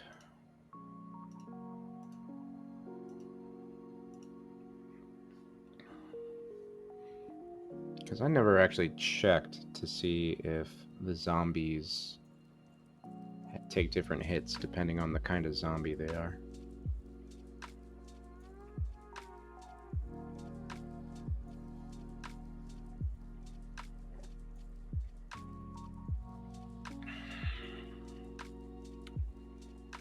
gonna need to.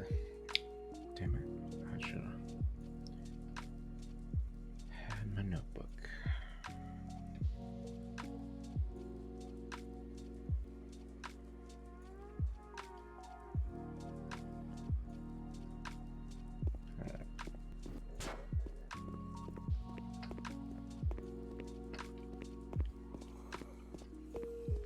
Okay, so I'm gonna let him hit me. That takes 10. 1, 2, 3, 4, 5, 6. So that took 6 hits.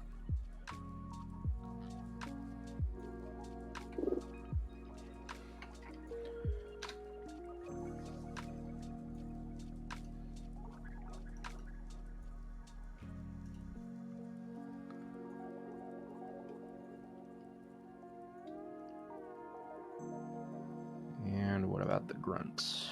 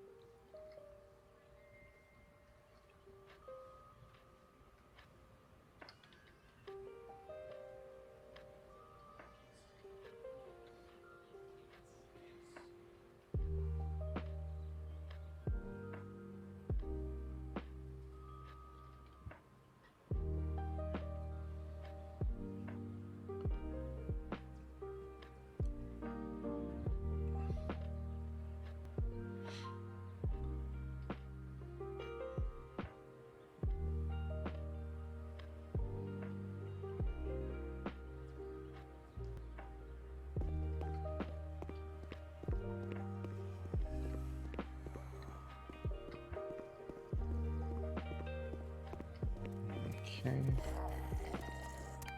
So next, it's still 10. Good. 1, 2, 3, 4, 5, 6. Okay, so they take 6 hits, whether they are security or grunts.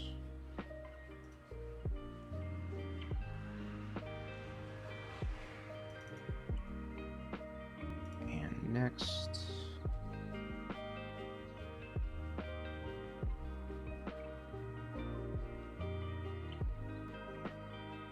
okay, so next thing I want to try is the torsos.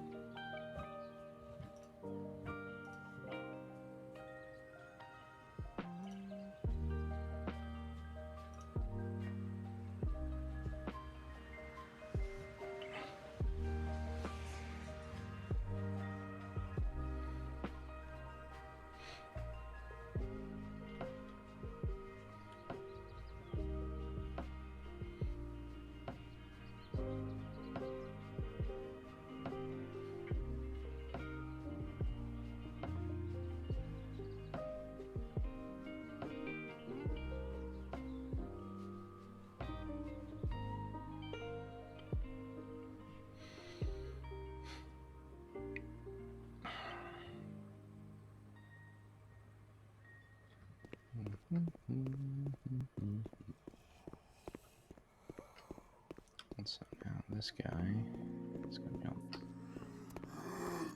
Come on. Still 10. Okay. 1, 2, 3, 4, 5, 6. Alright, so they take 6 hits to kill with the crowbar.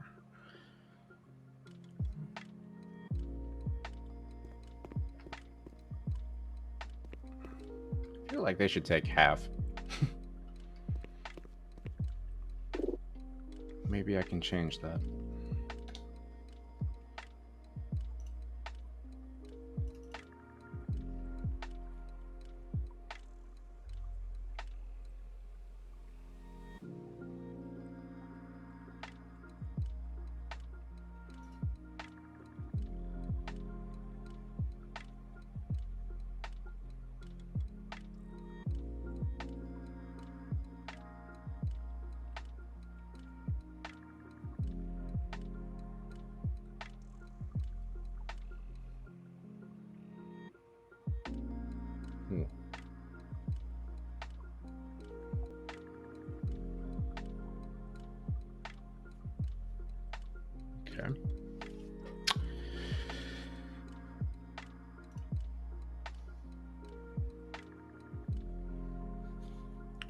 So I'm also gonna add zombie torsos. I'm gonna say attack does 10 damage to player. Takes 6 hits with crowbar to die. Same stats as regular zombie. Head crabs are next.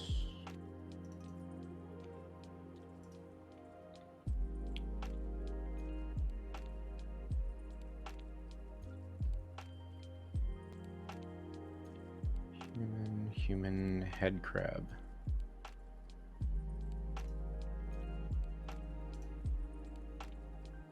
So we got regular head crab baby.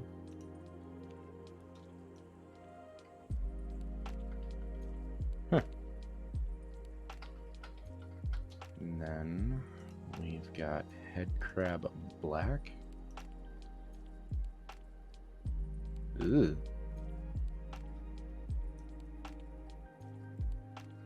That's a mean looking head crab. I don't even recall seeing that in the game. I certainly would have remembered.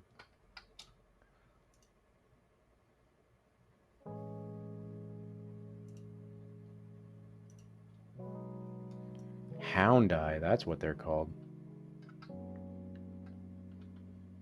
Crazy. Okay. Well, I'm not gonna be messing with no hound eye. But head crab. Let's see. Head crab. Apply.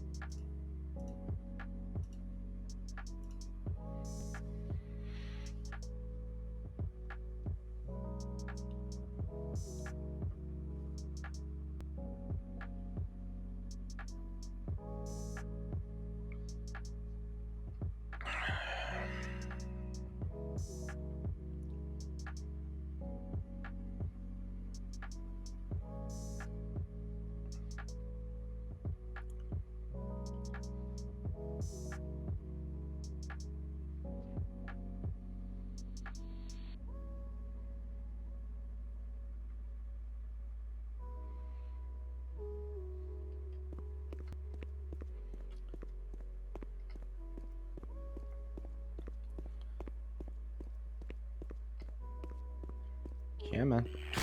Ow. So that's 5 damage. Yep.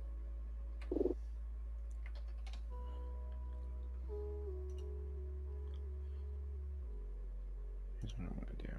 Let's see.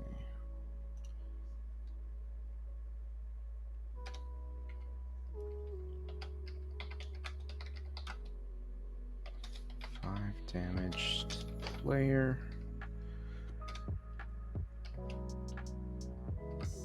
Takes 1 hit with crowbar to die. And just for funsies, I'm gonna see about the baby and the blackhead crab.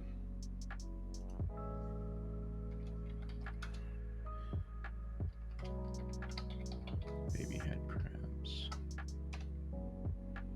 And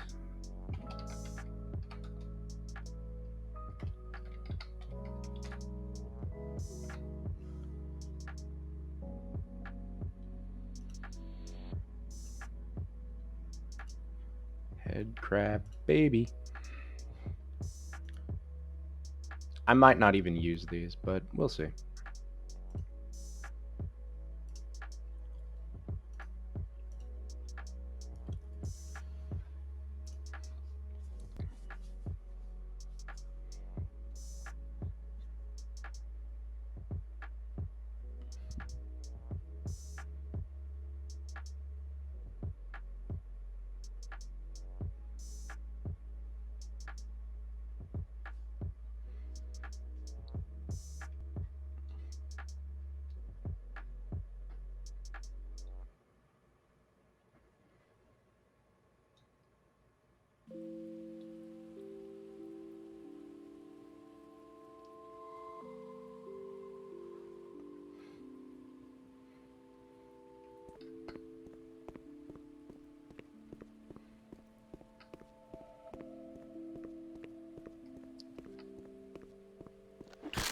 Oh.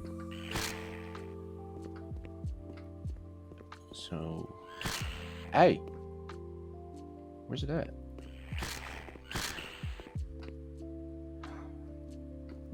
It like clipped through the floor and then died. Or maybe I just killed it. Okay, but it's faster, so that's worth noting.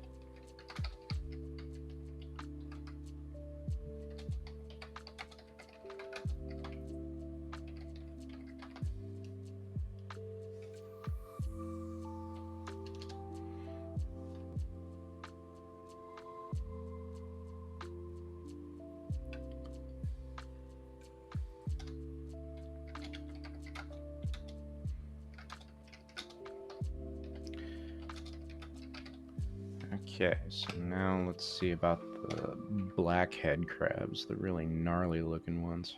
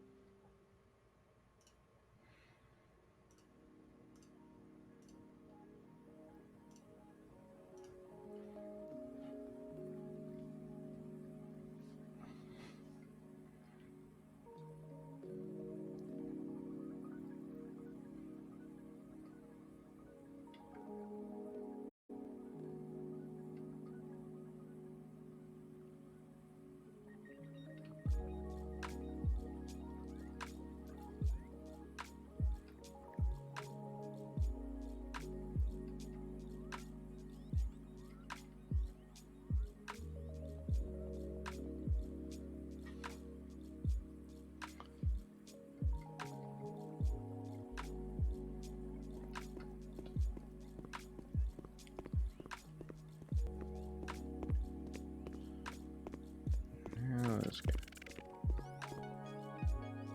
Ooh, that's. Oh my god. Blood toxin levels detected. Minor lacerations detected. Warning. Vital signs critical. Emergency. User death imminent. Seek medical attention. Huh.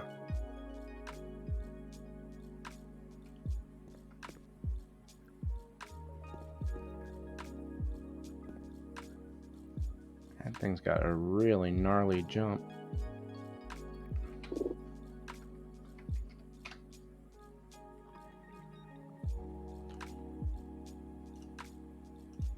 Okay. Blackhead crabs.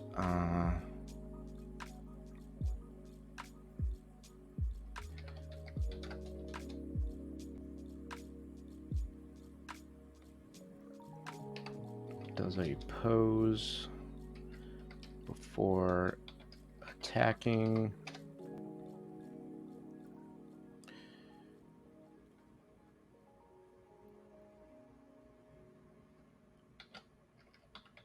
Attacks do normal plus radiation damage.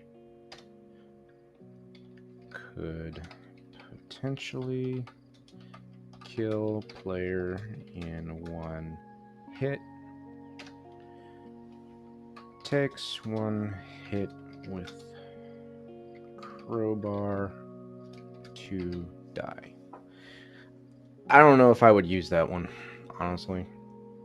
Anything that can kill you with one hit and has that kind of like mobility would be very frustrating to fight.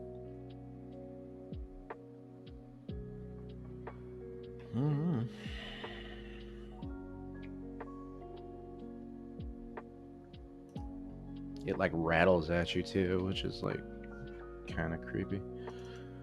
There was one more. Head crab fast. That one's different. I don't think I recall seeing that in the game either.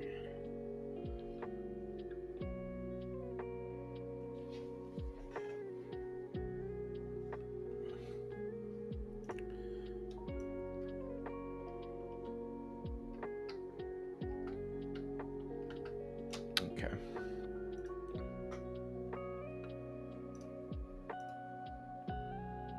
Let's see what kind of fast we're talking about here.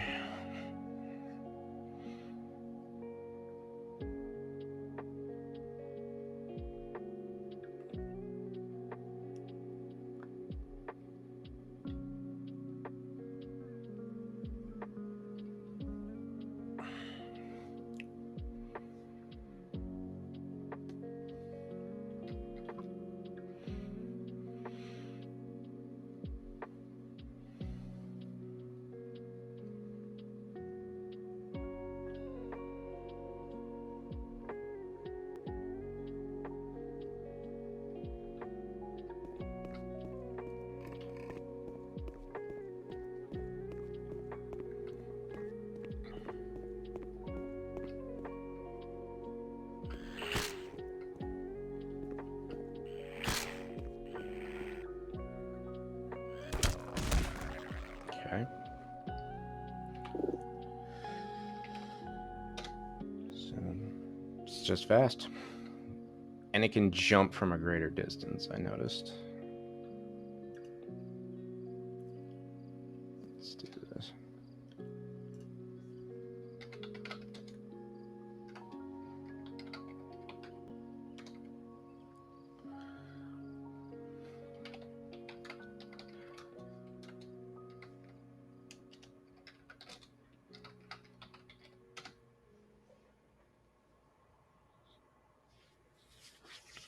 Jumps from a further distance.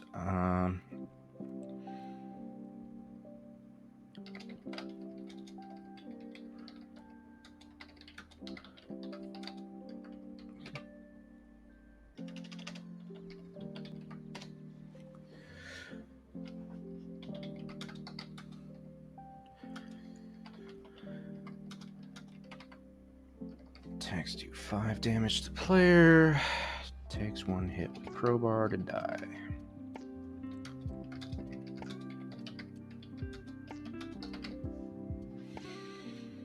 I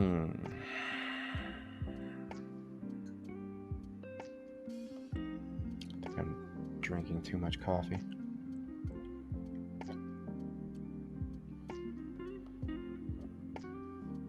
I gotta pee again. Be right back.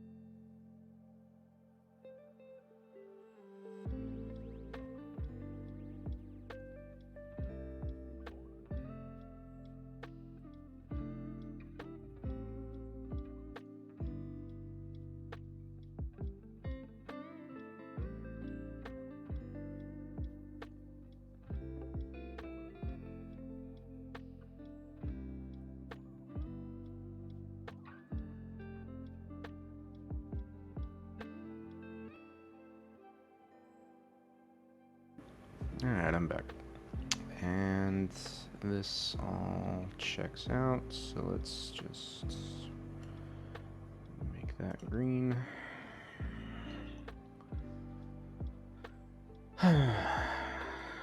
Test to see how many enemies the player can fight all at once before getting overwhelmed and dying. Let's see.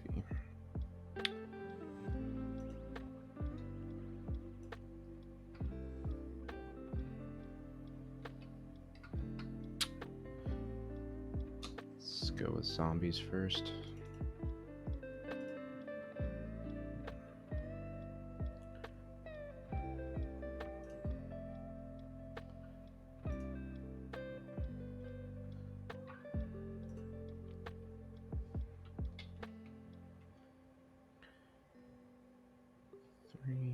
And let's do 4.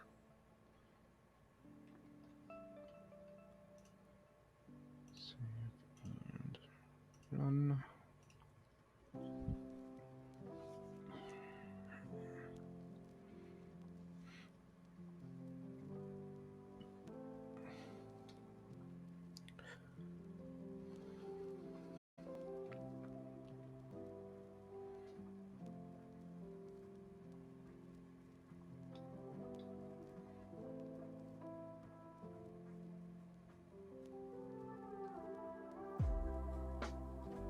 My lower back hurts.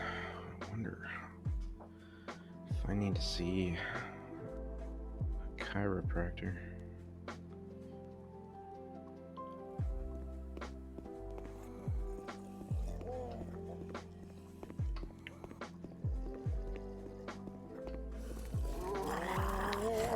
Alright, come at me.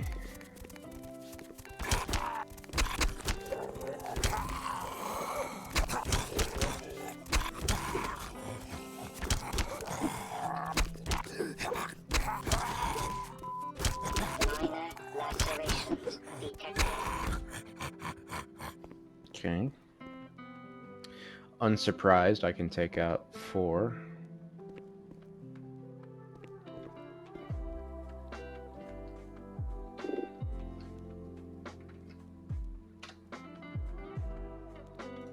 How about 5?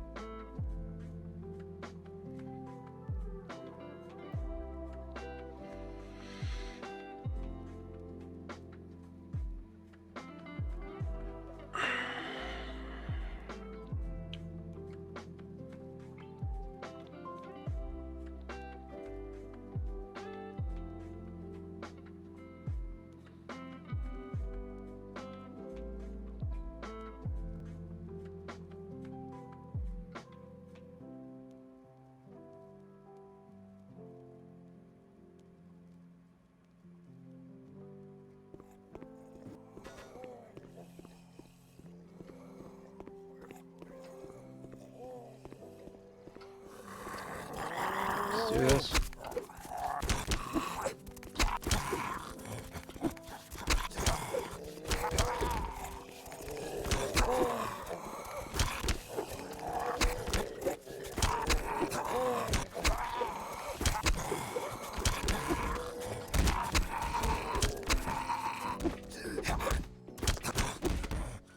Okay, that was actually easier because I was able to just sort of herd them. Let's try something different. Let's space them out.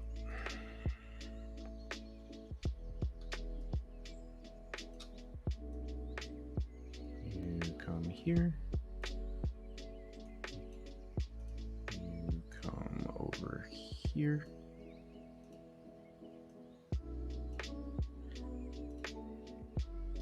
You come over here.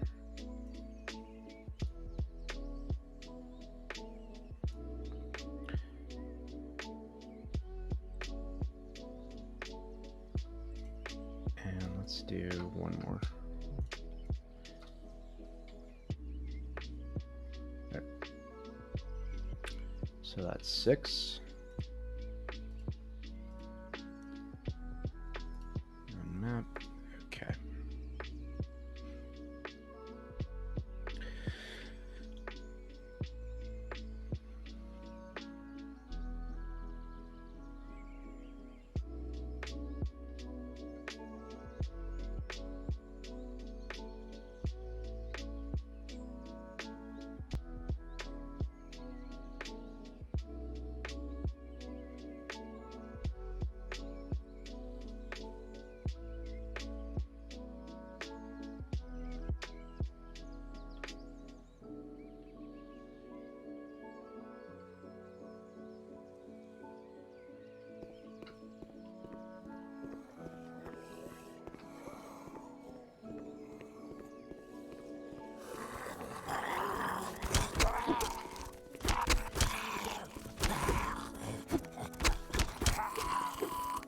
Minor lacerations detected.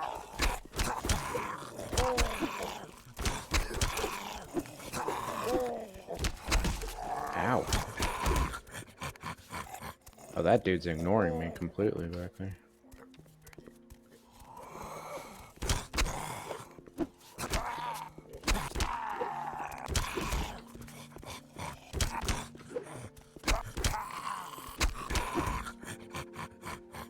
Alright, I can handle 6.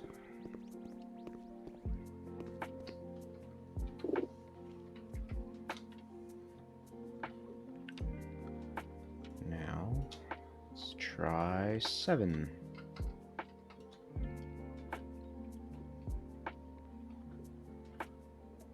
Put this bad boy right there. Let's see how this goes.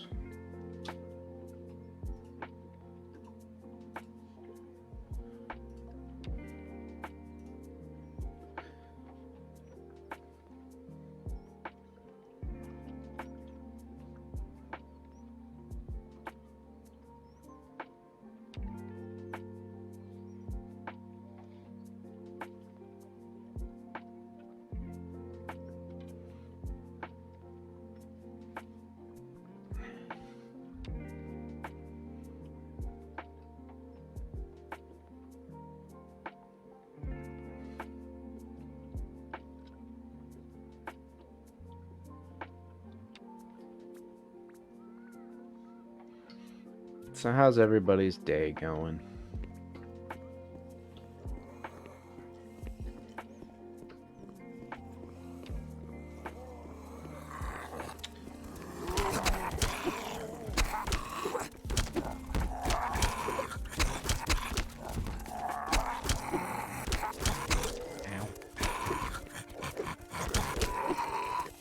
Minor lacerations detected.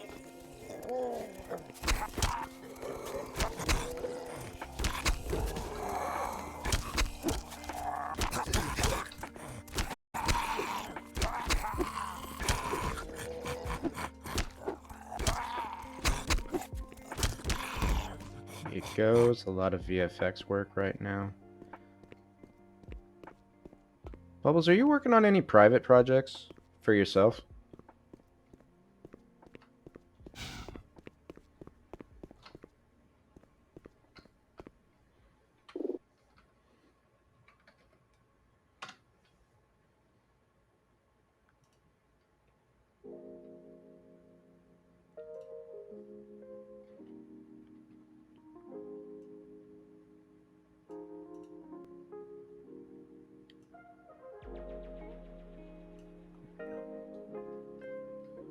No, I don't really have the energy to after work.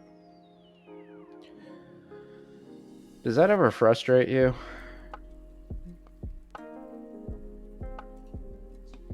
Because I know you probably have some ideas that you want to work on, right?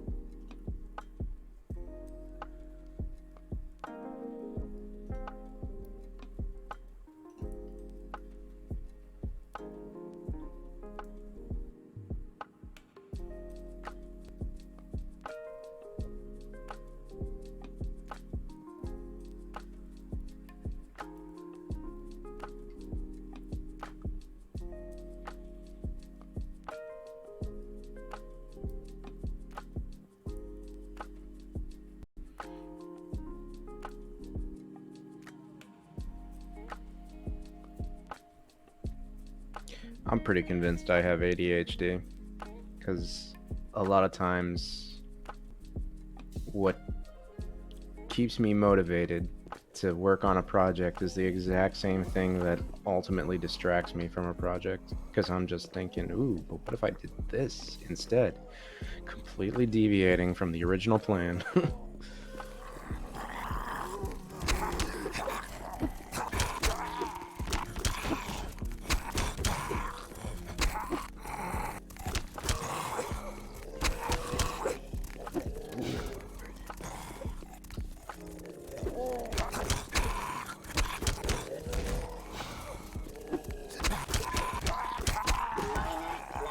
Not really. I feel like I make more progress at work than I would solo. Probably.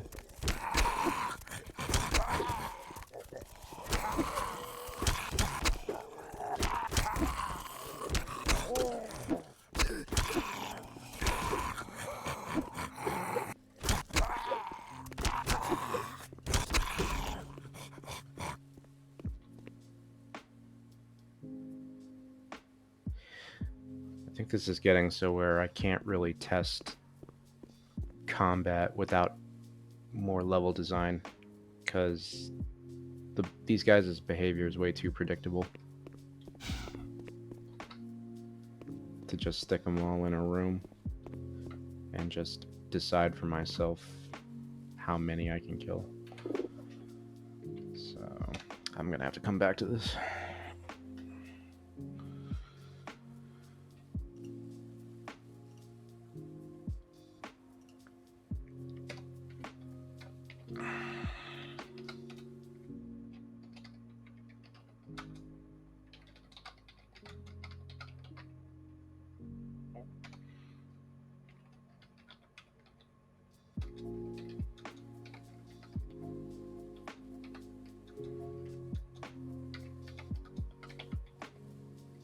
Behavior too predictable in empty space.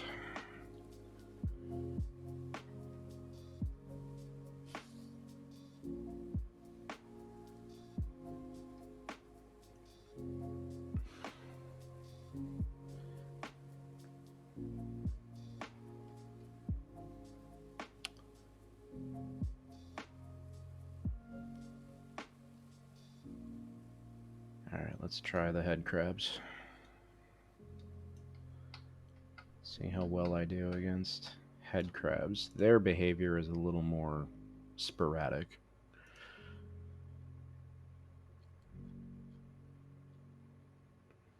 Head crabs. Where'd he go?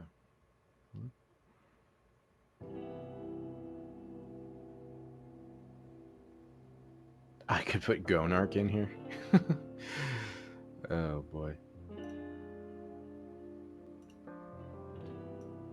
Imagine fighting these. Hell no. That would not work out.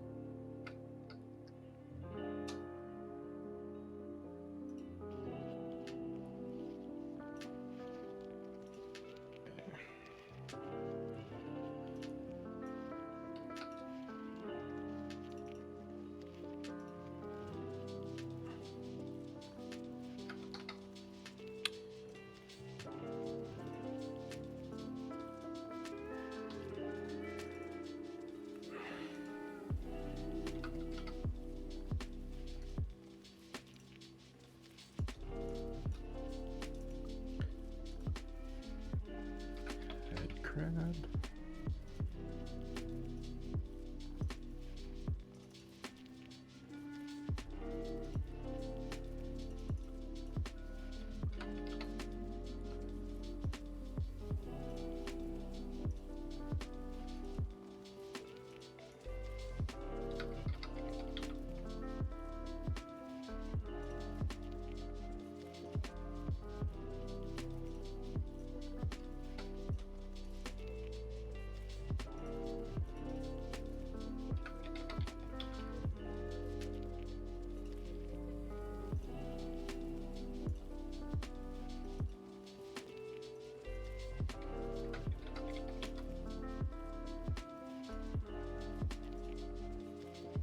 Okay. So we got 8 head crabs. Let's Let's see how well this works out.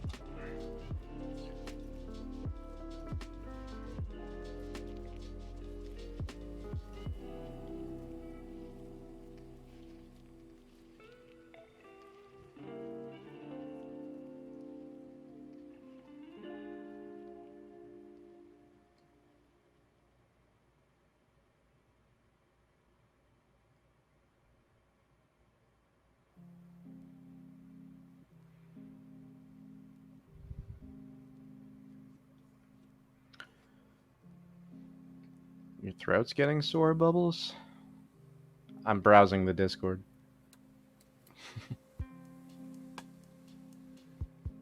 Hope you're not coming down with something.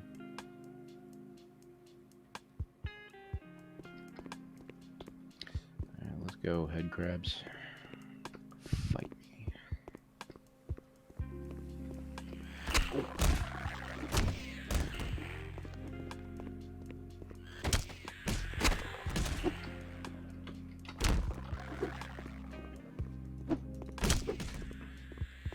Oh shit. A lot of these just look dead to me.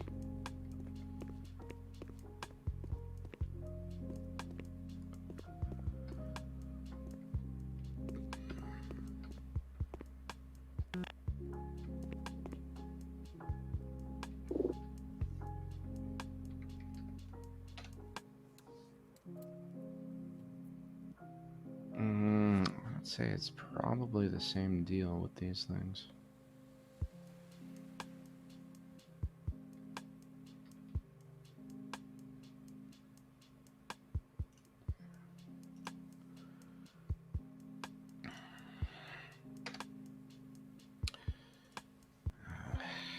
Head crabs.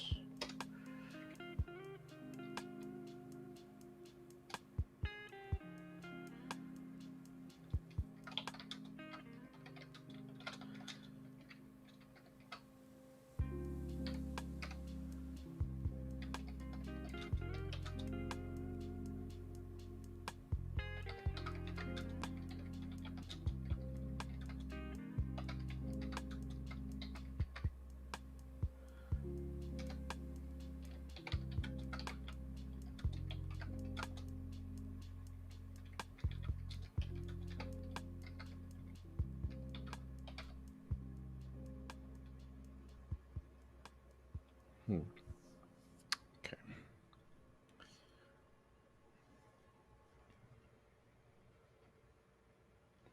So I'm gonna have to come back to these.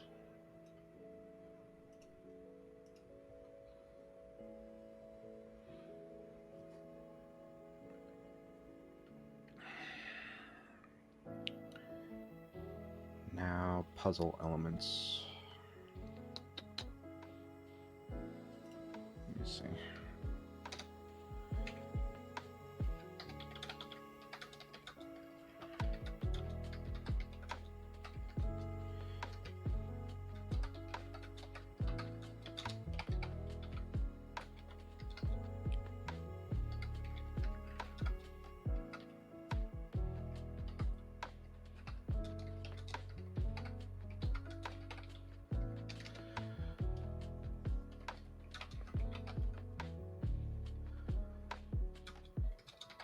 Relax the slurpy sound.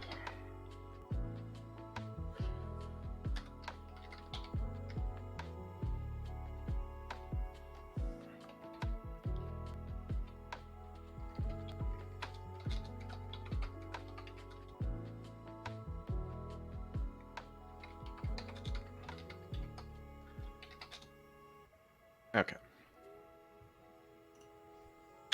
Fine.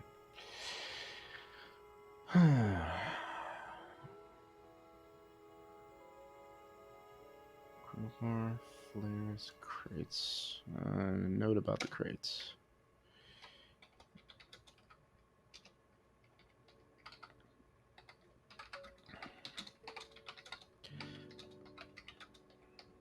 Can successfully pick up and put down crates and climb on top of it. So successfully reskin crates to other crate skins.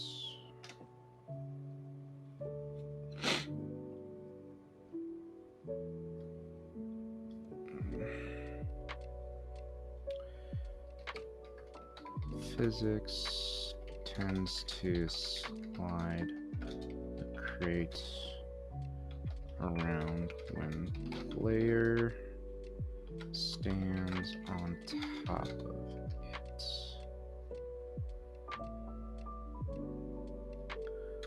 Unless rendered, not rendered,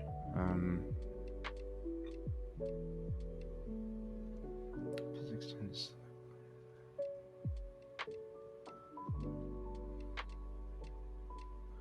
unless flagged as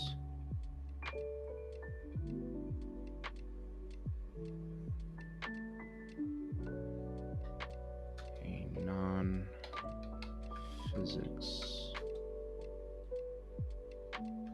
object, meaning no pickup enabled. And that's a yellow.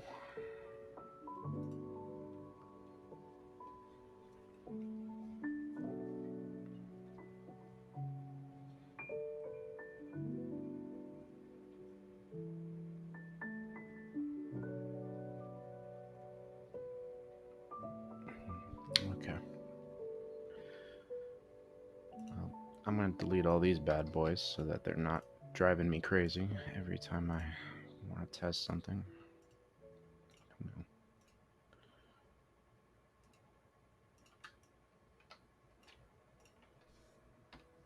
Okay. So the next thing is valves. Actually, let's jump ahead and see if I can do any of these. I want to test and see if I can do like that wake up sequence that they do in the hammer game. So let's save and then open.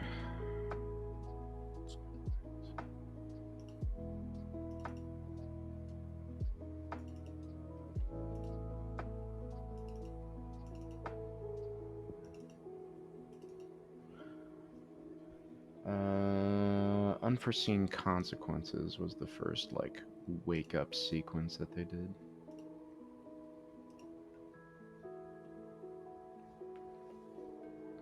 And for those unfamiliar with Black Mesa, the unforeseen consequences is the start of basically when all hell breaks loose on Black Mesa. It's like after he does his failed experiment, the thing goes awry, it blows up in his face, and he wakes up and he's like, huh. And they have this really neat like wake up animation that they do. They do it twice. They do it at this point in the game and when he teleports to the alien world. So if he... Oh lordy, what is all that?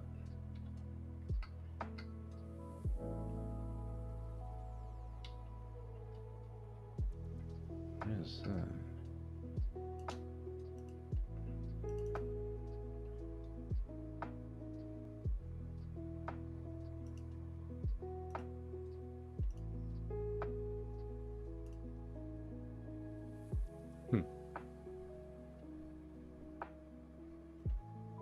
Disaster finder.wave, the name that other entity refers to.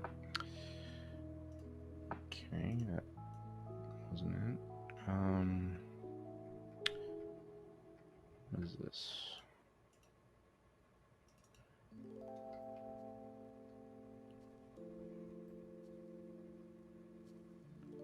Wave. Environment shake.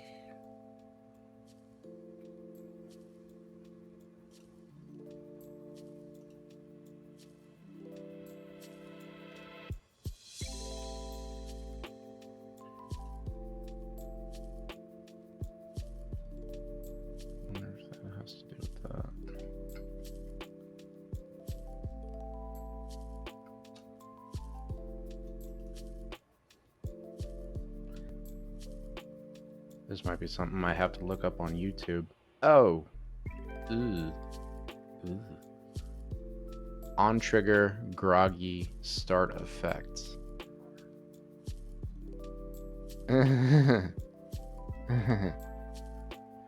Remember what I said about scripting events? That I'm not a fan? This is why.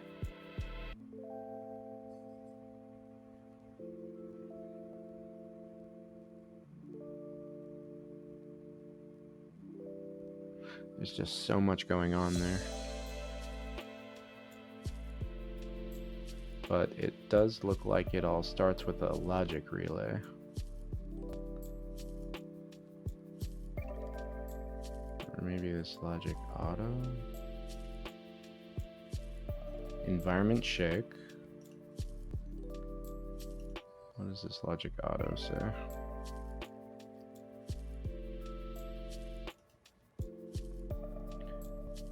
On map spawn, start trigger. Resuscitate scene, begin sequence. Start background portal. Set health 70. I knew they set my health lower. I was wondering when I started that level. I was like, what? Why am I hurt? C1A1. A music. Break window.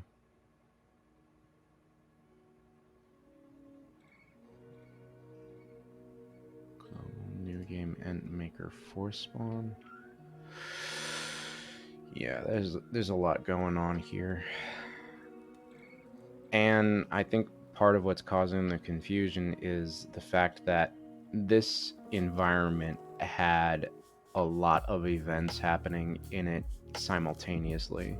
And so I don't necessarily know what entities to use in order to create the animation of Gordon Freeman waking up. It might be these. There's a lot there. And then there's this. New event maker.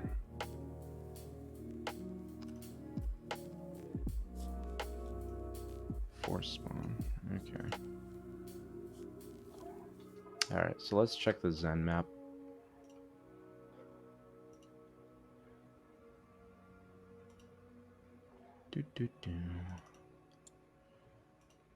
Because the Zen map, there wasn't anything happening at that time.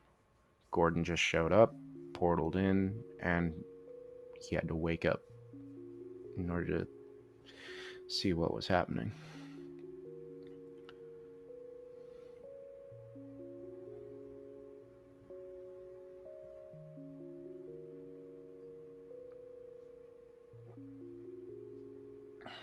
Oh. Oh, dear Lord.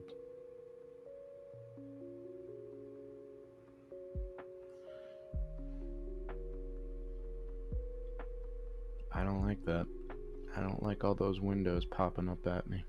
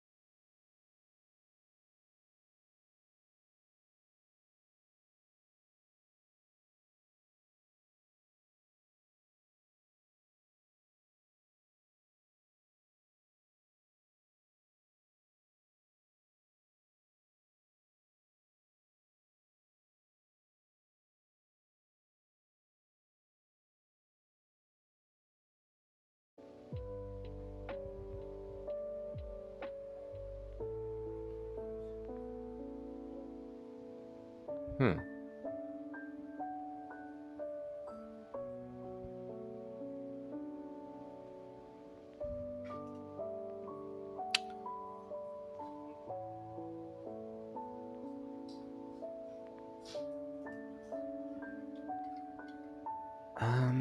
It's kind of weird that that would be a prop.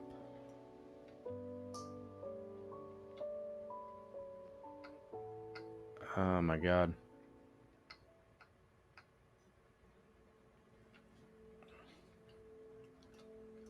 And then what's this? That is just a particle system. Don't need to worry. That is a point light. What about this? New map start. That is an autosave.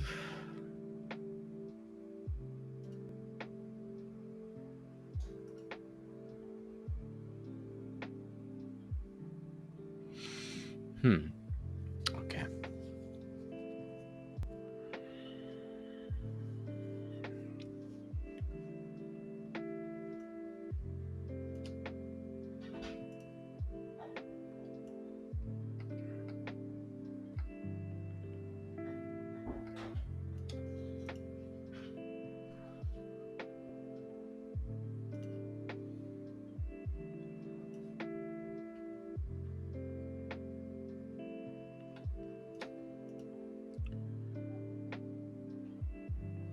Point view control.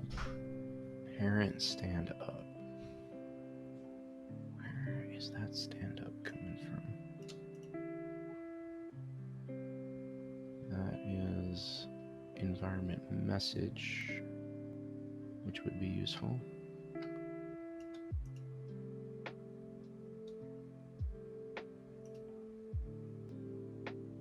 Lighting. What's this?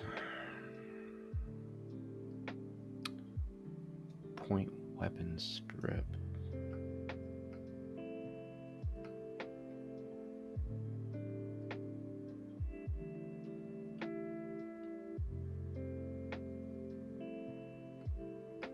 I don't understand where. Gravity.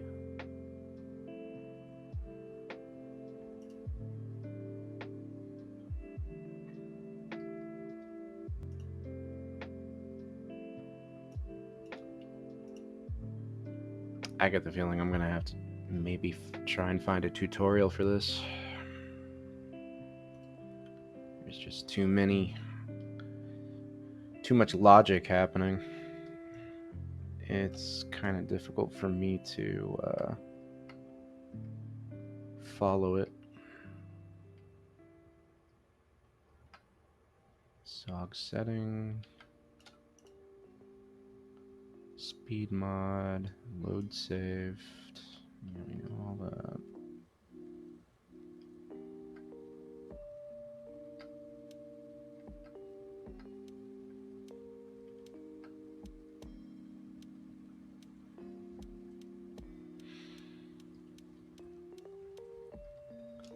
Who is your master?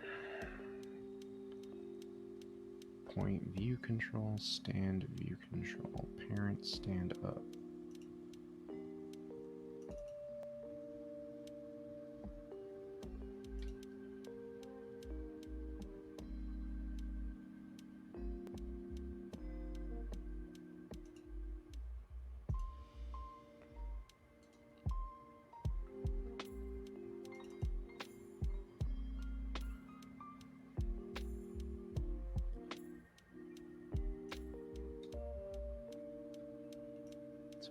Prop dynamic. Wait, the platform?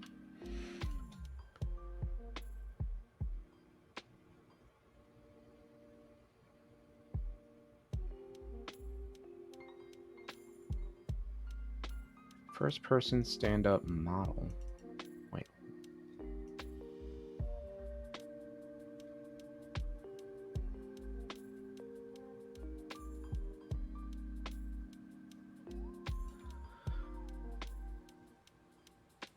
Huh. Okay.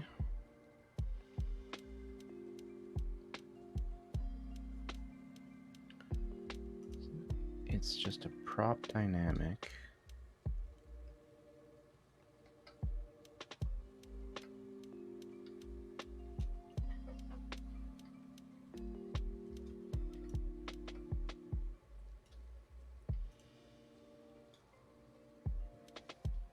With a point view control parented, childed to it. Okay.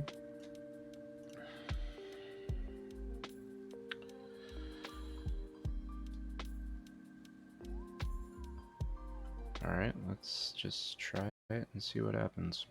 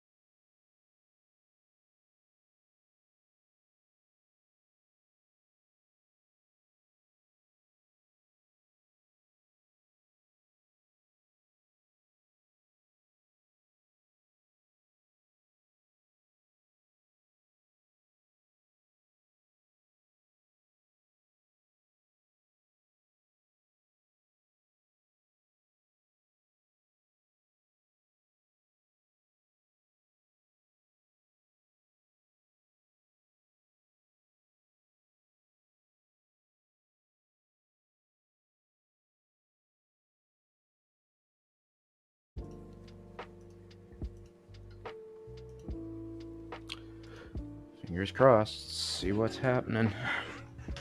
I doubt anything.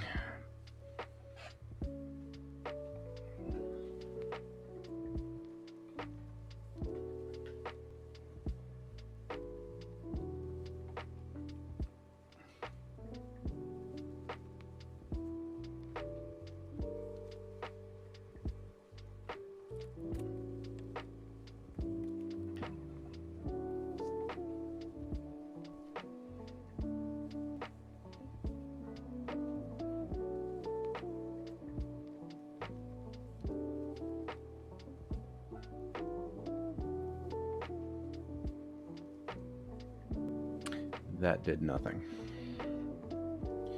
And now it just left me with a pair of arms under me. Although that would be kind of a cool prop to like leave if I had like a blood splatter and maybe a crate crushing a dude.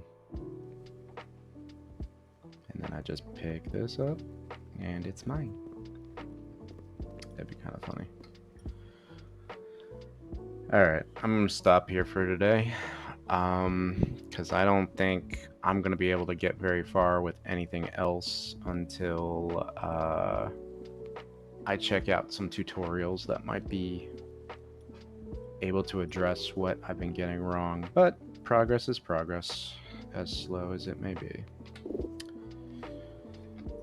So let's see if there's anybody to raid right now. Let's see. Somebody maybe doing something to chill.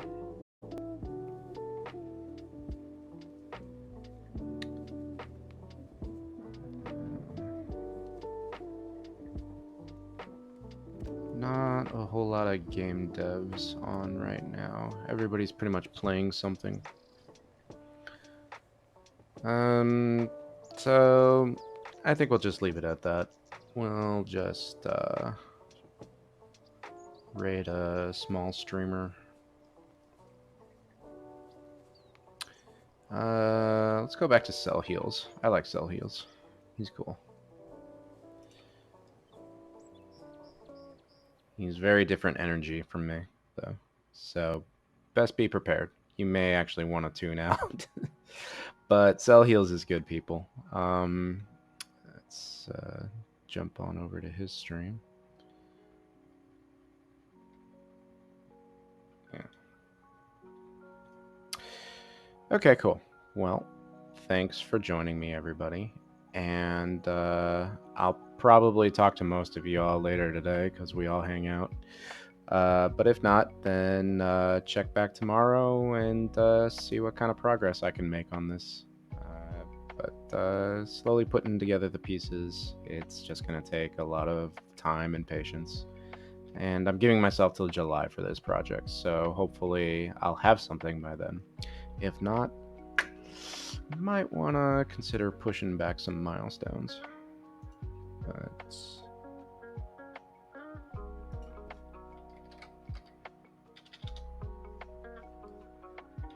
so, okay.